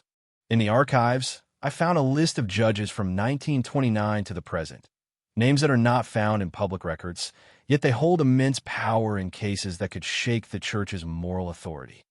Another significant file related to suspected money laundering involving the Vatican Bank between 2009 and 2011. Although the press touched upon it, the documents I saw contained internal account records and transcripts from confidential meetings between bishops and financial advisors. A 2010 report stated plainly, there was negligence in overseeing transfers from the Opus account to a bank in Liechtenstein. No formal charges were ever brought. But shortly after, the bank's director stepped down. No press release, no press conference, just a single note in the minutes of his final meeting. We choose to bear the wound rather than expose it to public scrutiny. One of the most haunting cases, and perhaps the one most wrapped in mystery, is that of Emanuela Orlandi, a 15-year-old girl and Vatican citizen who vanished in 1983. Her case has endured for decades, giving rise to countless theories involving the Italian mafia, political schemes, and Vatican cover-ups. Inside the archives, the related file is marked reservatissimum, top secret. I was only allowed to view a few pages from 1985, including a memo stating that the Vatican had received an anonymous letter claiming Emanuela was alive and being held for political leverage. There was no official reply. One cardinal wrote, "If the claim is false, responding invites chaos. If it is true, silence is our only remaining hope." And so, the Vatican opted for silence for 40 years. The archives is not a courtroom, but it is where unspoken judgments are stored, not always to hide, but because in a place as small and symbolically immense as the Vatican, every sin becomes systemic. Every failure is not just a personal misstep, but a crack in the moral foundation shared by millions. And so, the Vatican chooses to manage such matters in the shadows, quietly, with law but without light. If the Vatican is a repository of faith, then art is the golden key that opens the deepest chambers of the human soul. The fresco on the ceiling of the Sistine Chapel, the marble sculptures, the stained glass windows that tell the stories of the scriptures through images, all have become ingrained in the memory of humanity. But what few are aware of is this. Some works of art, sketches, studies, even finished paintings, have never been seen by the public. They remain in silence, concealed within the vaults of the Vatican. One misty morning, I was taken down into a quiet basement tucked away behind the Vatican museums, a space that is not part of any guided tour. Beyond 3 iron doors, I discovered a small vault called Deposito Pittorico Riservato, the reserved painting repository. Here are kept artworks that have not yet been assessed, have never been shown, or have been kept back for being at odds with the current theological direction. No one says this openly, but what I saw inside will remain with me forever. The first rack I came to held an unpublished sketch by Michelangelo, a charcoal figure drawn on darkened paper, reaching out in agony and yearning. It looked like the creation of Adam in the Sistine Chapel, but instead of getting light from God, the figure was enveloped in darkness. A handwritten note beneath the drawing said, "Not intended for the chapel." Too human. I wondered what would make a Michelangelo drawing unfit for the Vatican's walls. Perhaps it conveyed something that theology is afraid to confront, that humanity is not just a creature in need of redemption, but also one left to despair, not always reaching for the light. On another shelf were 2 oil paintings signed by Raphael Sanzio, though his signature had been faded over with gray ink. An accompanying study noted that the style of these works was too worldly for the rest of his known art. One showed a pregnant woman holding a crucifix, a powerful image that was considered theologically problematic since the Virgin Mary is never depicted in this way.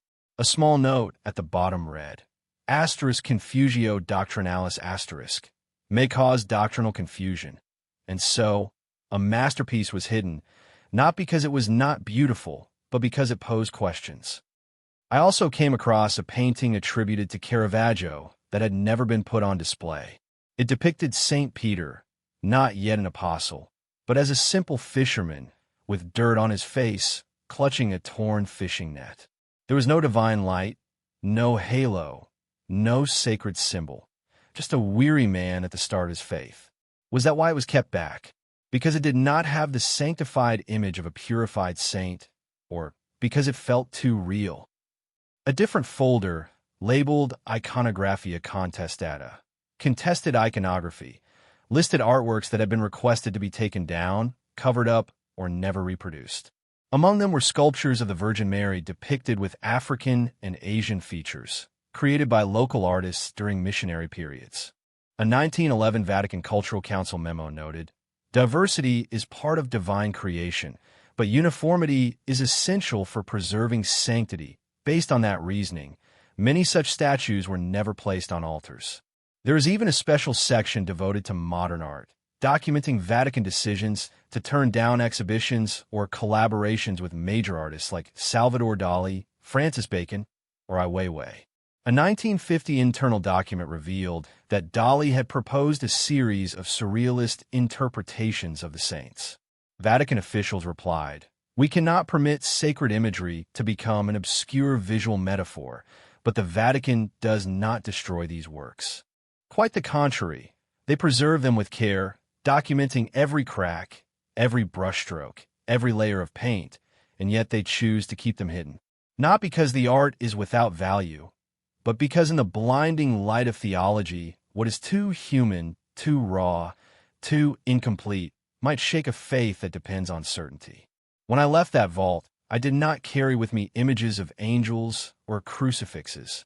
I remembered only the eyes covered in dust, the eyes of paintings never seen. And I wonder, perhaps what the Vatican keeps from the world is not out of fear of losing belief, but a fear of facing a version of faith that is still developing, where saints and sinners, heaven and earth, are still in debate, still unfinished on the canvas. When people think of the Vatican, they think of chapels, prayers, and theology, not telescopes. And yet, between faith and the cosmos lies a quiet path that is often ignored. The Vatican is home to one of the oldest astronomical research institutions in the world. And within its archives, what is preserved is not just star charts, but a long, intimate history of tension and harmony between heaven and earth, between belief and intellect. My journey began at a small filing cabinet labeled Specula Vaticana, the official name of the Vatican Observatory. Inside were handwritten records from the 17th to the 20th century, notes on comet sightings, solar eclipses, and unusual stars appearing in the night sky. One notebook from 1610, copied from the original records of Christopher Clavius, the Jesuit astronomer who helped design the modern Gregorian calendar, reads, "The stars are not in chaos. They are signs of an order we have not yet deciphered." In that line, I saw something deeply revealing. The Vatican never truly abandoned science. It simply chose to engage with it on its own terms. Another cabinet held documents not of condemnation, but of internal scientific debate regarding the Galileo affair. I found a 36-page report from 1616, written by a group of clerics with training in mathematics and astronomy, who sought to argue that a stationary Earth was natural and consistent with Scripture. Yet, in a note in the margin, a young priest quietly asked, "Should we not question why Scripture makes no mention of centrifugal force?" The question was never brought up in court, but it was kept, as if the Vatican knew that not all doubts are heresy. Then I found a document that was never made public, a handwritten draft by Pope Benedict XIV from 1741, calling for the rehabilitation of Galileo's name. It was never officially published, yet the Vatican kept it, perhaps because some acts of redemption do not need proclamations, only a reader in silence. By the 20th century, the Vatican's files had expanded to include international scientific collaborations. A folder from 1935 recorded the Vatican's sponsorship of an expedition to Africa to observe a total solar eclipse. In a letter back to Rome, the expedition leader wrote, "Faith does not stop us from measuring darkness. It is because we believe in a divine order that we dare to quantify the disappearance of light." Another document from 1981 described a private symposium at the Vatican between theologians and quantum physicists. One Swiss professor presented the multiverse hypothesis. The reaction was not one of rejection. The minutes noted, "If God is infinite, the universe does not have to be singular," a rare statement, but a sign that the Vatican had quietly evolved, no longer a guardian of fixed truths, but a house in dialogue with the ever-expanding frontiers of understanding. I even found correspondence between the Vatican and NASA, particularly around the time humanity was preparing to land on the moon. A handwritten letter from the Holy See to President Kennedy, dated 1962, read, "We pray for those who dare to leave Adam's sky to witness the Creator's work from the outside. When Apollo 11 was successful, the Vatican did not hold public celebrations. But in Pope Paul VI's private journal, one line was recorded, 'Today, man does not just gaze upon the heavens. He has touched them.' To my astonishment, I also found a copy of a letter from Stephen Hawking to the Pontifical Academy of Sciences from 1990. In it, he questioned whether God was even needed for cosmological origins. The Vatican did not offer a rebuttal. A theologian wrote in a confidential note, "If God must conceal himself in the gaps of equations, then he is not truly eternal." That admission, never made public, spoke more to me than 1,000 sermons. Faith, when it is genuine, does not fear challenge. Today, the Vatican Observatory still operates quietly from Castel Gandolfo. They make no loud pronouncements. They do not argue with modern science. But in their archives, I saw something even more profound, a faith that does not extinguish reason, but constantly challenges it to its furthest limits, so that when the last starlight disappears, something immeasurable may still endure. One late afternoon, as sunlight from the dome of St. Peter's Basilica slanted into the lowest levels of the Vatican archives, I opened a drawer marked Res Diplomaticae ex Orient et Berea, diplomatic record from the East and the North. Inside were not treaties of the European kind, not pacts with Catholic kingdoms, but a series of letters, messages, and transcripts of contact between the Vatican and vast empires that did not share the Christian faith, where belief did not align, but power still demanded dialogue. I began with a dossier from the 16th century, detailing the early exchanges between the Vatican and the Ottoman Empire. A letter dated 1584, sent by Sultan Murad III to Pope Gregory XIII, was written in Ottoman Turkish, accompanied by a Latin translation. In it, the Sultan addressed the Pope as leader of the believers in the triune God and proposed a commercial pact to ensure mutual respect for sacred territories. The Vatican's reply did not reject the proposal. When peace opens the path to prayer, there is no need for the sword of faith. A strange tone, cautious yet yearning for a shared order between two civilizations long portrayed as irreconcilable.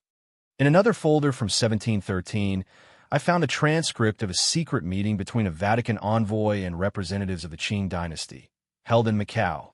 It recorded the Holy See's concern over Emperor Kangxi's decree banning Christianity following the rights controversy. The internal note read, "The court does not reject faith but rejects the denial of Chinese rights.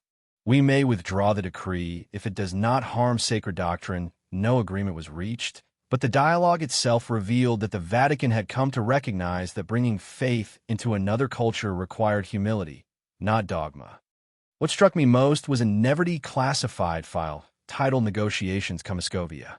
It contained records of secret efforts from the 17th to the 19th centuries to establish relations between the Vatican and the Russian Tsars. In a memo from 1860, the Vatican noted that the Russian Orthodox Church had become the arm of imperial authority and that without dialogue, reconciliation between the churches would remain impossible.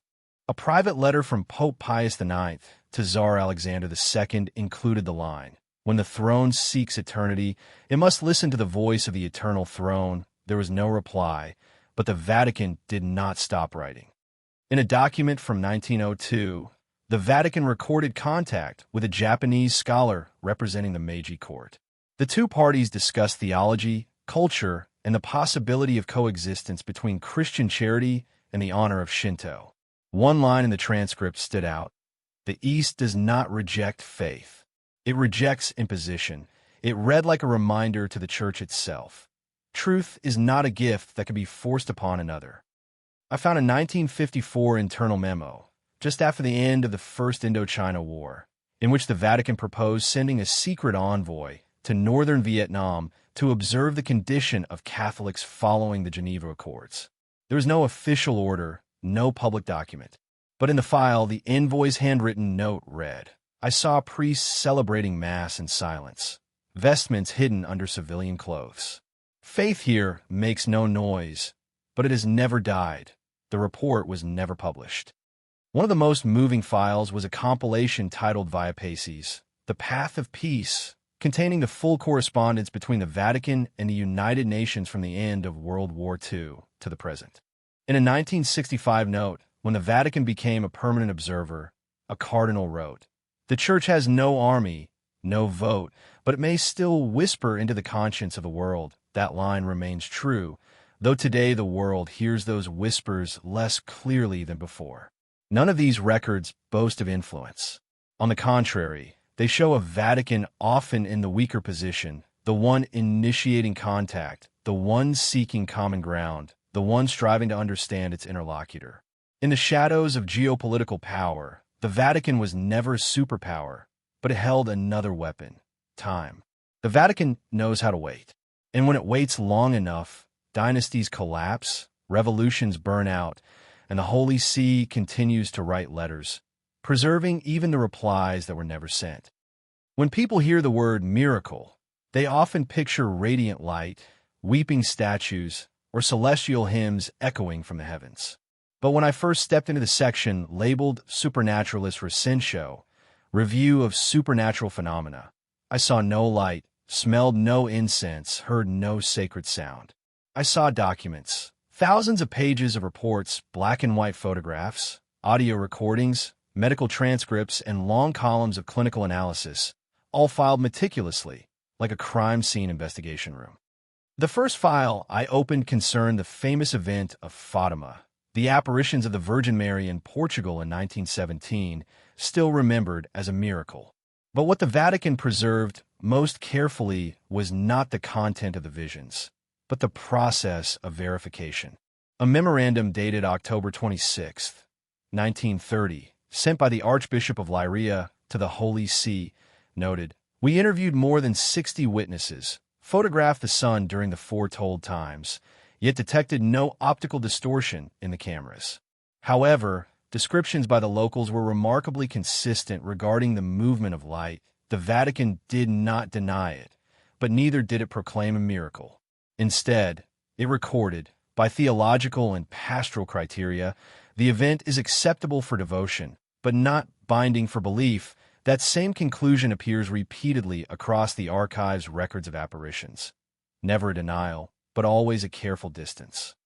Another case was that of Lourdes, France, in 1858, where the young Bernadette Soubirous claimed to see the Virgin Mary multiple times in a grotto. The Vatican's file preserved detailed transcripts of every interrogation, from local doctors to senior clergy. One line in the document read, "The girl displays no signs of hallucination." Yet the figure she describes does not match doctrinal conceptions of the Virgin at the time. Eventually, the Church did not validate the visions directly, but rather the inexplicable recoveries from illness that followed pilgrimages to Lourdes. And the Vatican never rushed.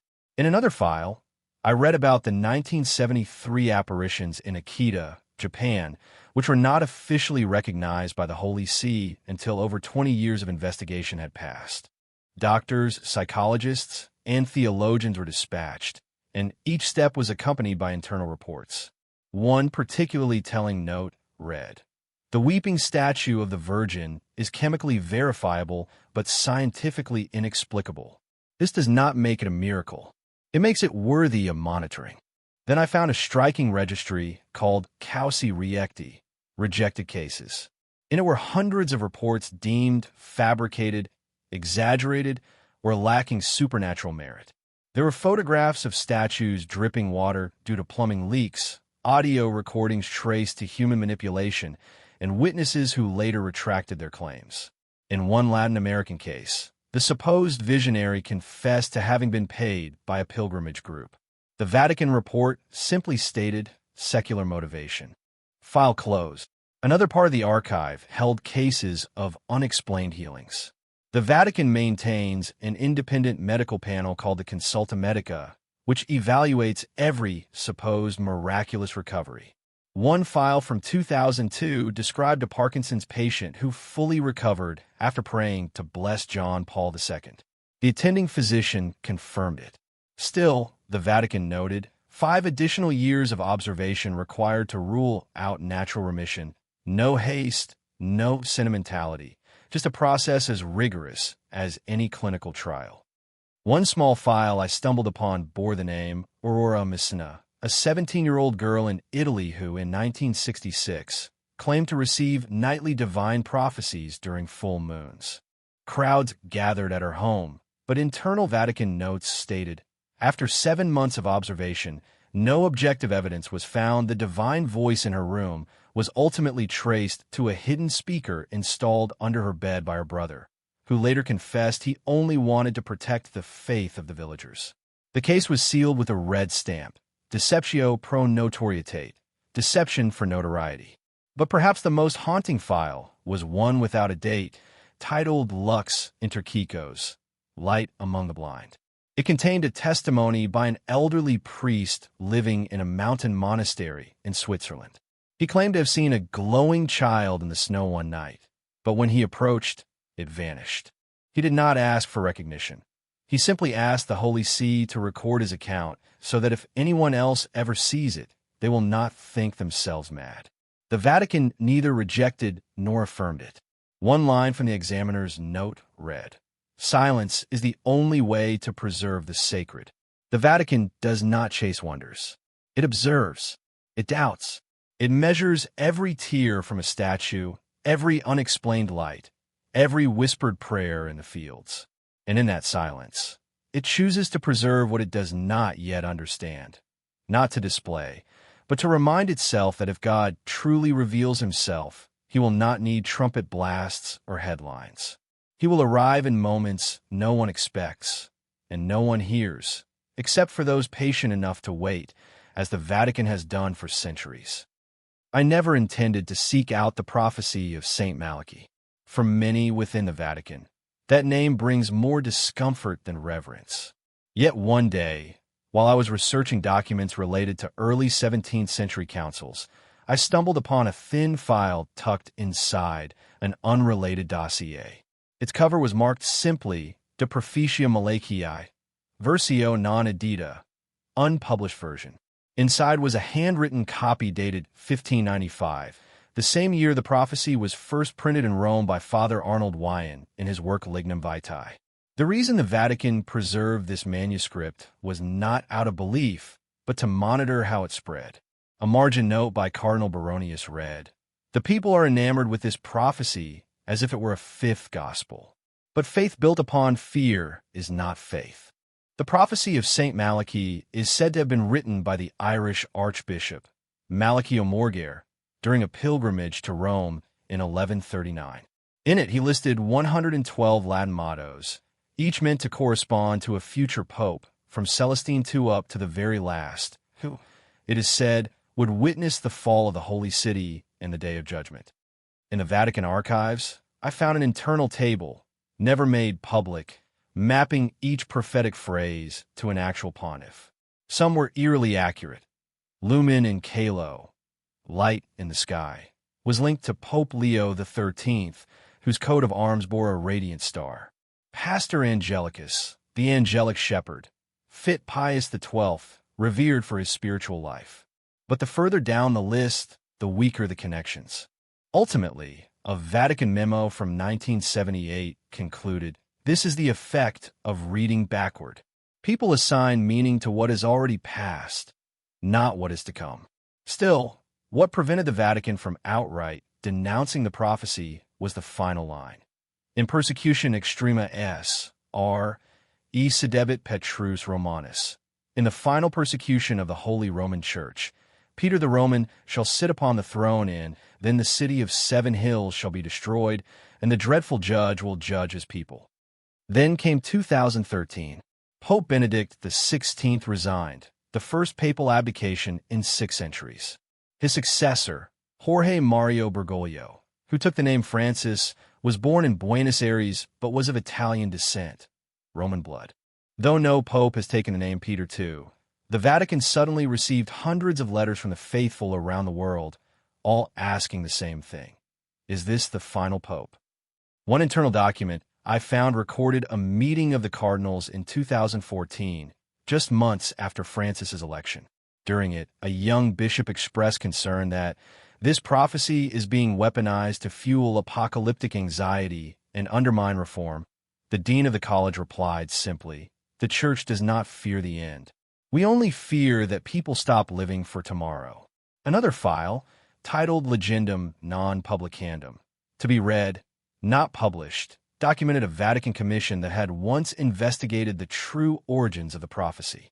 Several scholars argued the entire text was written in the late 16th century to support specific candidates in a papal conclave. One historian asked bluntly, "If Malachy truly wrote this, why is it never mentioned for 400 years?" But in the end, the Vatican reached no official conclusion. The file ends with a line that says, "We do not publish what may confuse, even in order to deny it." And so, the prophecy remains a ghost, neither authenticated nor erased, neither confirmed nor condemned. It has become part of the mythos surrounding the Vatican, like hidden staircases, secret chapels beneath the basilica, or whispers of angels during papal elections. Is it real? Does it matter? Perhaps those questions no longer require answers. As one elderly bishop once whispered to me while turning the final page of that prophecy, "There are words God never spoke but left behind for men to decide whether to believe or not." The archive, labeled Archivio Pio 12, remained sealed for more than 70 years. It was not until 2020 that parts of it were finally declassified, but even those disclosures were only the surface. When I stepped into that room, the fresh air of the Vatican hallways seemed to vanish, replaced by an invisible weight. Pages unstained by blood, yet heavy with the silent deaths of millions. I opened a folder titled Literi Non-Responsi, 1942, Unanswered Letters. Inside were dozens of pleas from Jewish communities across Europe, written during the most brutal years of the Holocaust. One letter, dated August 1942, came from a rabbi in Slovakia. It read, "We do not ask for a public intervention. We only ask that you affirm that God is not silent." There was no reply in the file, only a pencil mark in the margin, forwarded to the Secretariat of State. Response pending. Another folder recorded Vatican contacts with Nazi officials. In a memorandum dated November 1939, the German ambassador to the Vatican, Diego von Bergen, pledged, "The Reich will respect religious freedom if the Holy See maintains neutrality on internal matters." Cardinal Maglione, then Secretary of State, replied, "We do not intervene in politics, but we will speak if innocent life is threatened." And yet, if that voice spoke, it never reached the public. One internal report shook me to the core. A document addressed directly to Pope Pius XII, dated October 1943, just weeks after Jews in Rome were deported by fascist authorities. It stated, nearly 1,000 Jews were taken from the city on October 16th. The train departed from Tiburtina Station, destination unknown. The report was signed by a Jesuit priest from a local parish. There was no directive attached, but on the following page, in faint, trembling handwriting, someone had written, "Could not prevent. Prayer is the last recourse." I found no handwritten orders from Pius XII commanding silence, but I found absence in speeches, messages, and public declarations throughout the period when Jews were being slaughtered en masse. A folder titled Discorsi Mancani, missing speeches, contained drafts of 3 addresses that were never delivered. One of them, dated December 24th, 1942, bore the title Sicut Stellium Nacht, like stars in the night. And it was the line, "We grieve for the millions of innocents destroyed, whether for their race, their faith, or their language," but that message was never read aloud. A note beside it read, "Would endanger German parishes. Must wait," but the waiting never ended. Still, the Vatican did not remain entirely silent behind closed doors. I read hundreds of records documenting secret efforts to save Jews, especially through monasteries, churches, and religious institutions across Italy, France, and Poland. A 1944 file noted Santa Brigida convent has hidden over 200 Jews disguised as pilgrims. The abbot accepts personal responsibility if discovered. There were dozens more such cases. Yet no public statement from the Holy See confirmed or protected these actions, because a single word could have dragged hundreds out into the light and to their deaths. A letter from Bishop Angelo Rada in Budapest, dated 1944, read, "If we speak, they will kill more. If we remain silent, our conscience will die." There was no recorded reply. But in a private memo, I found a handwritten line and signed, "To choose between voice and life, no one is holy enough to choose rightly." After the war, a file labeled Defensions et Silentia, Defenses and Silences, contained transcripts of internal meetings preparing for the coming wave of criticism. One cardinal suggested a public statement that the Holy See had quietly saved lives during the Nazi reign. The proposal was rejected.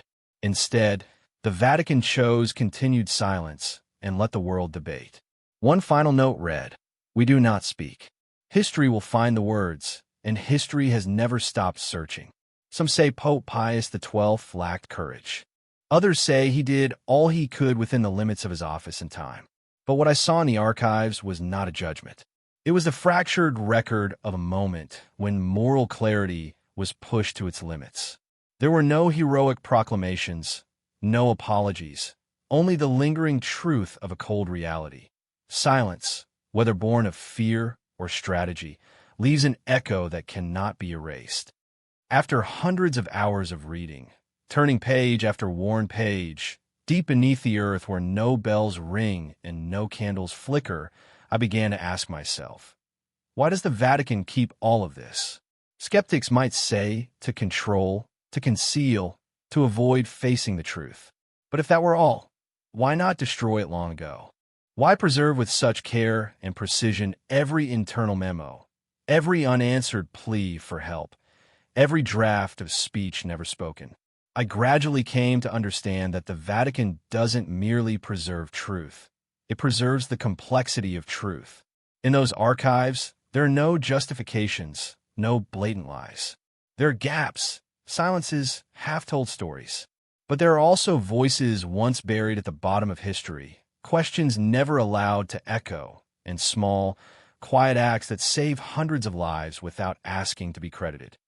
The Vatican knows better than anyone that a truth spoken at the wrong time can become a weapon, and so they choose to hold it, not to manipulate, but to wait. They do not rush to open every door at once. They believe each generation should only know what it is ready to understand, and that, difficult as it may be, is also a form of responsibility. I still remember the room at the far end of the Western Hall, a small chamber behind an old wooden door inscribed with the Latin words Veritas Tempus Filia Est, truth is the daughter of time. Inside, there were no files, only a wooden desk and a blank book. The elderly archivist whispered to me, "This is where no more questions are asked. Only listening remains." I sat there, not to write, but to reread in silence every chapter one had encountered. From secret meetings with emperors to hidden works of art, miracle investigations, Vatican silence during World War II, the role of women, of science, of rituals never performed, all flowing like an invisible current through millennia. I did not leave with answers, but I did leave with a certainty. The Vatican archives is not where truth is buried, but where truth is protected from oversimplification. Truth does not always comfort. Sometimes it reveals popes who doubted, saints who faltered, and angels in paintings that were the face of fear. But it is that kind of truth that makes faith, if it survives, truly mature. And perhaps that is why the archive continues to open, not in line with history, but with the conscience of humankind.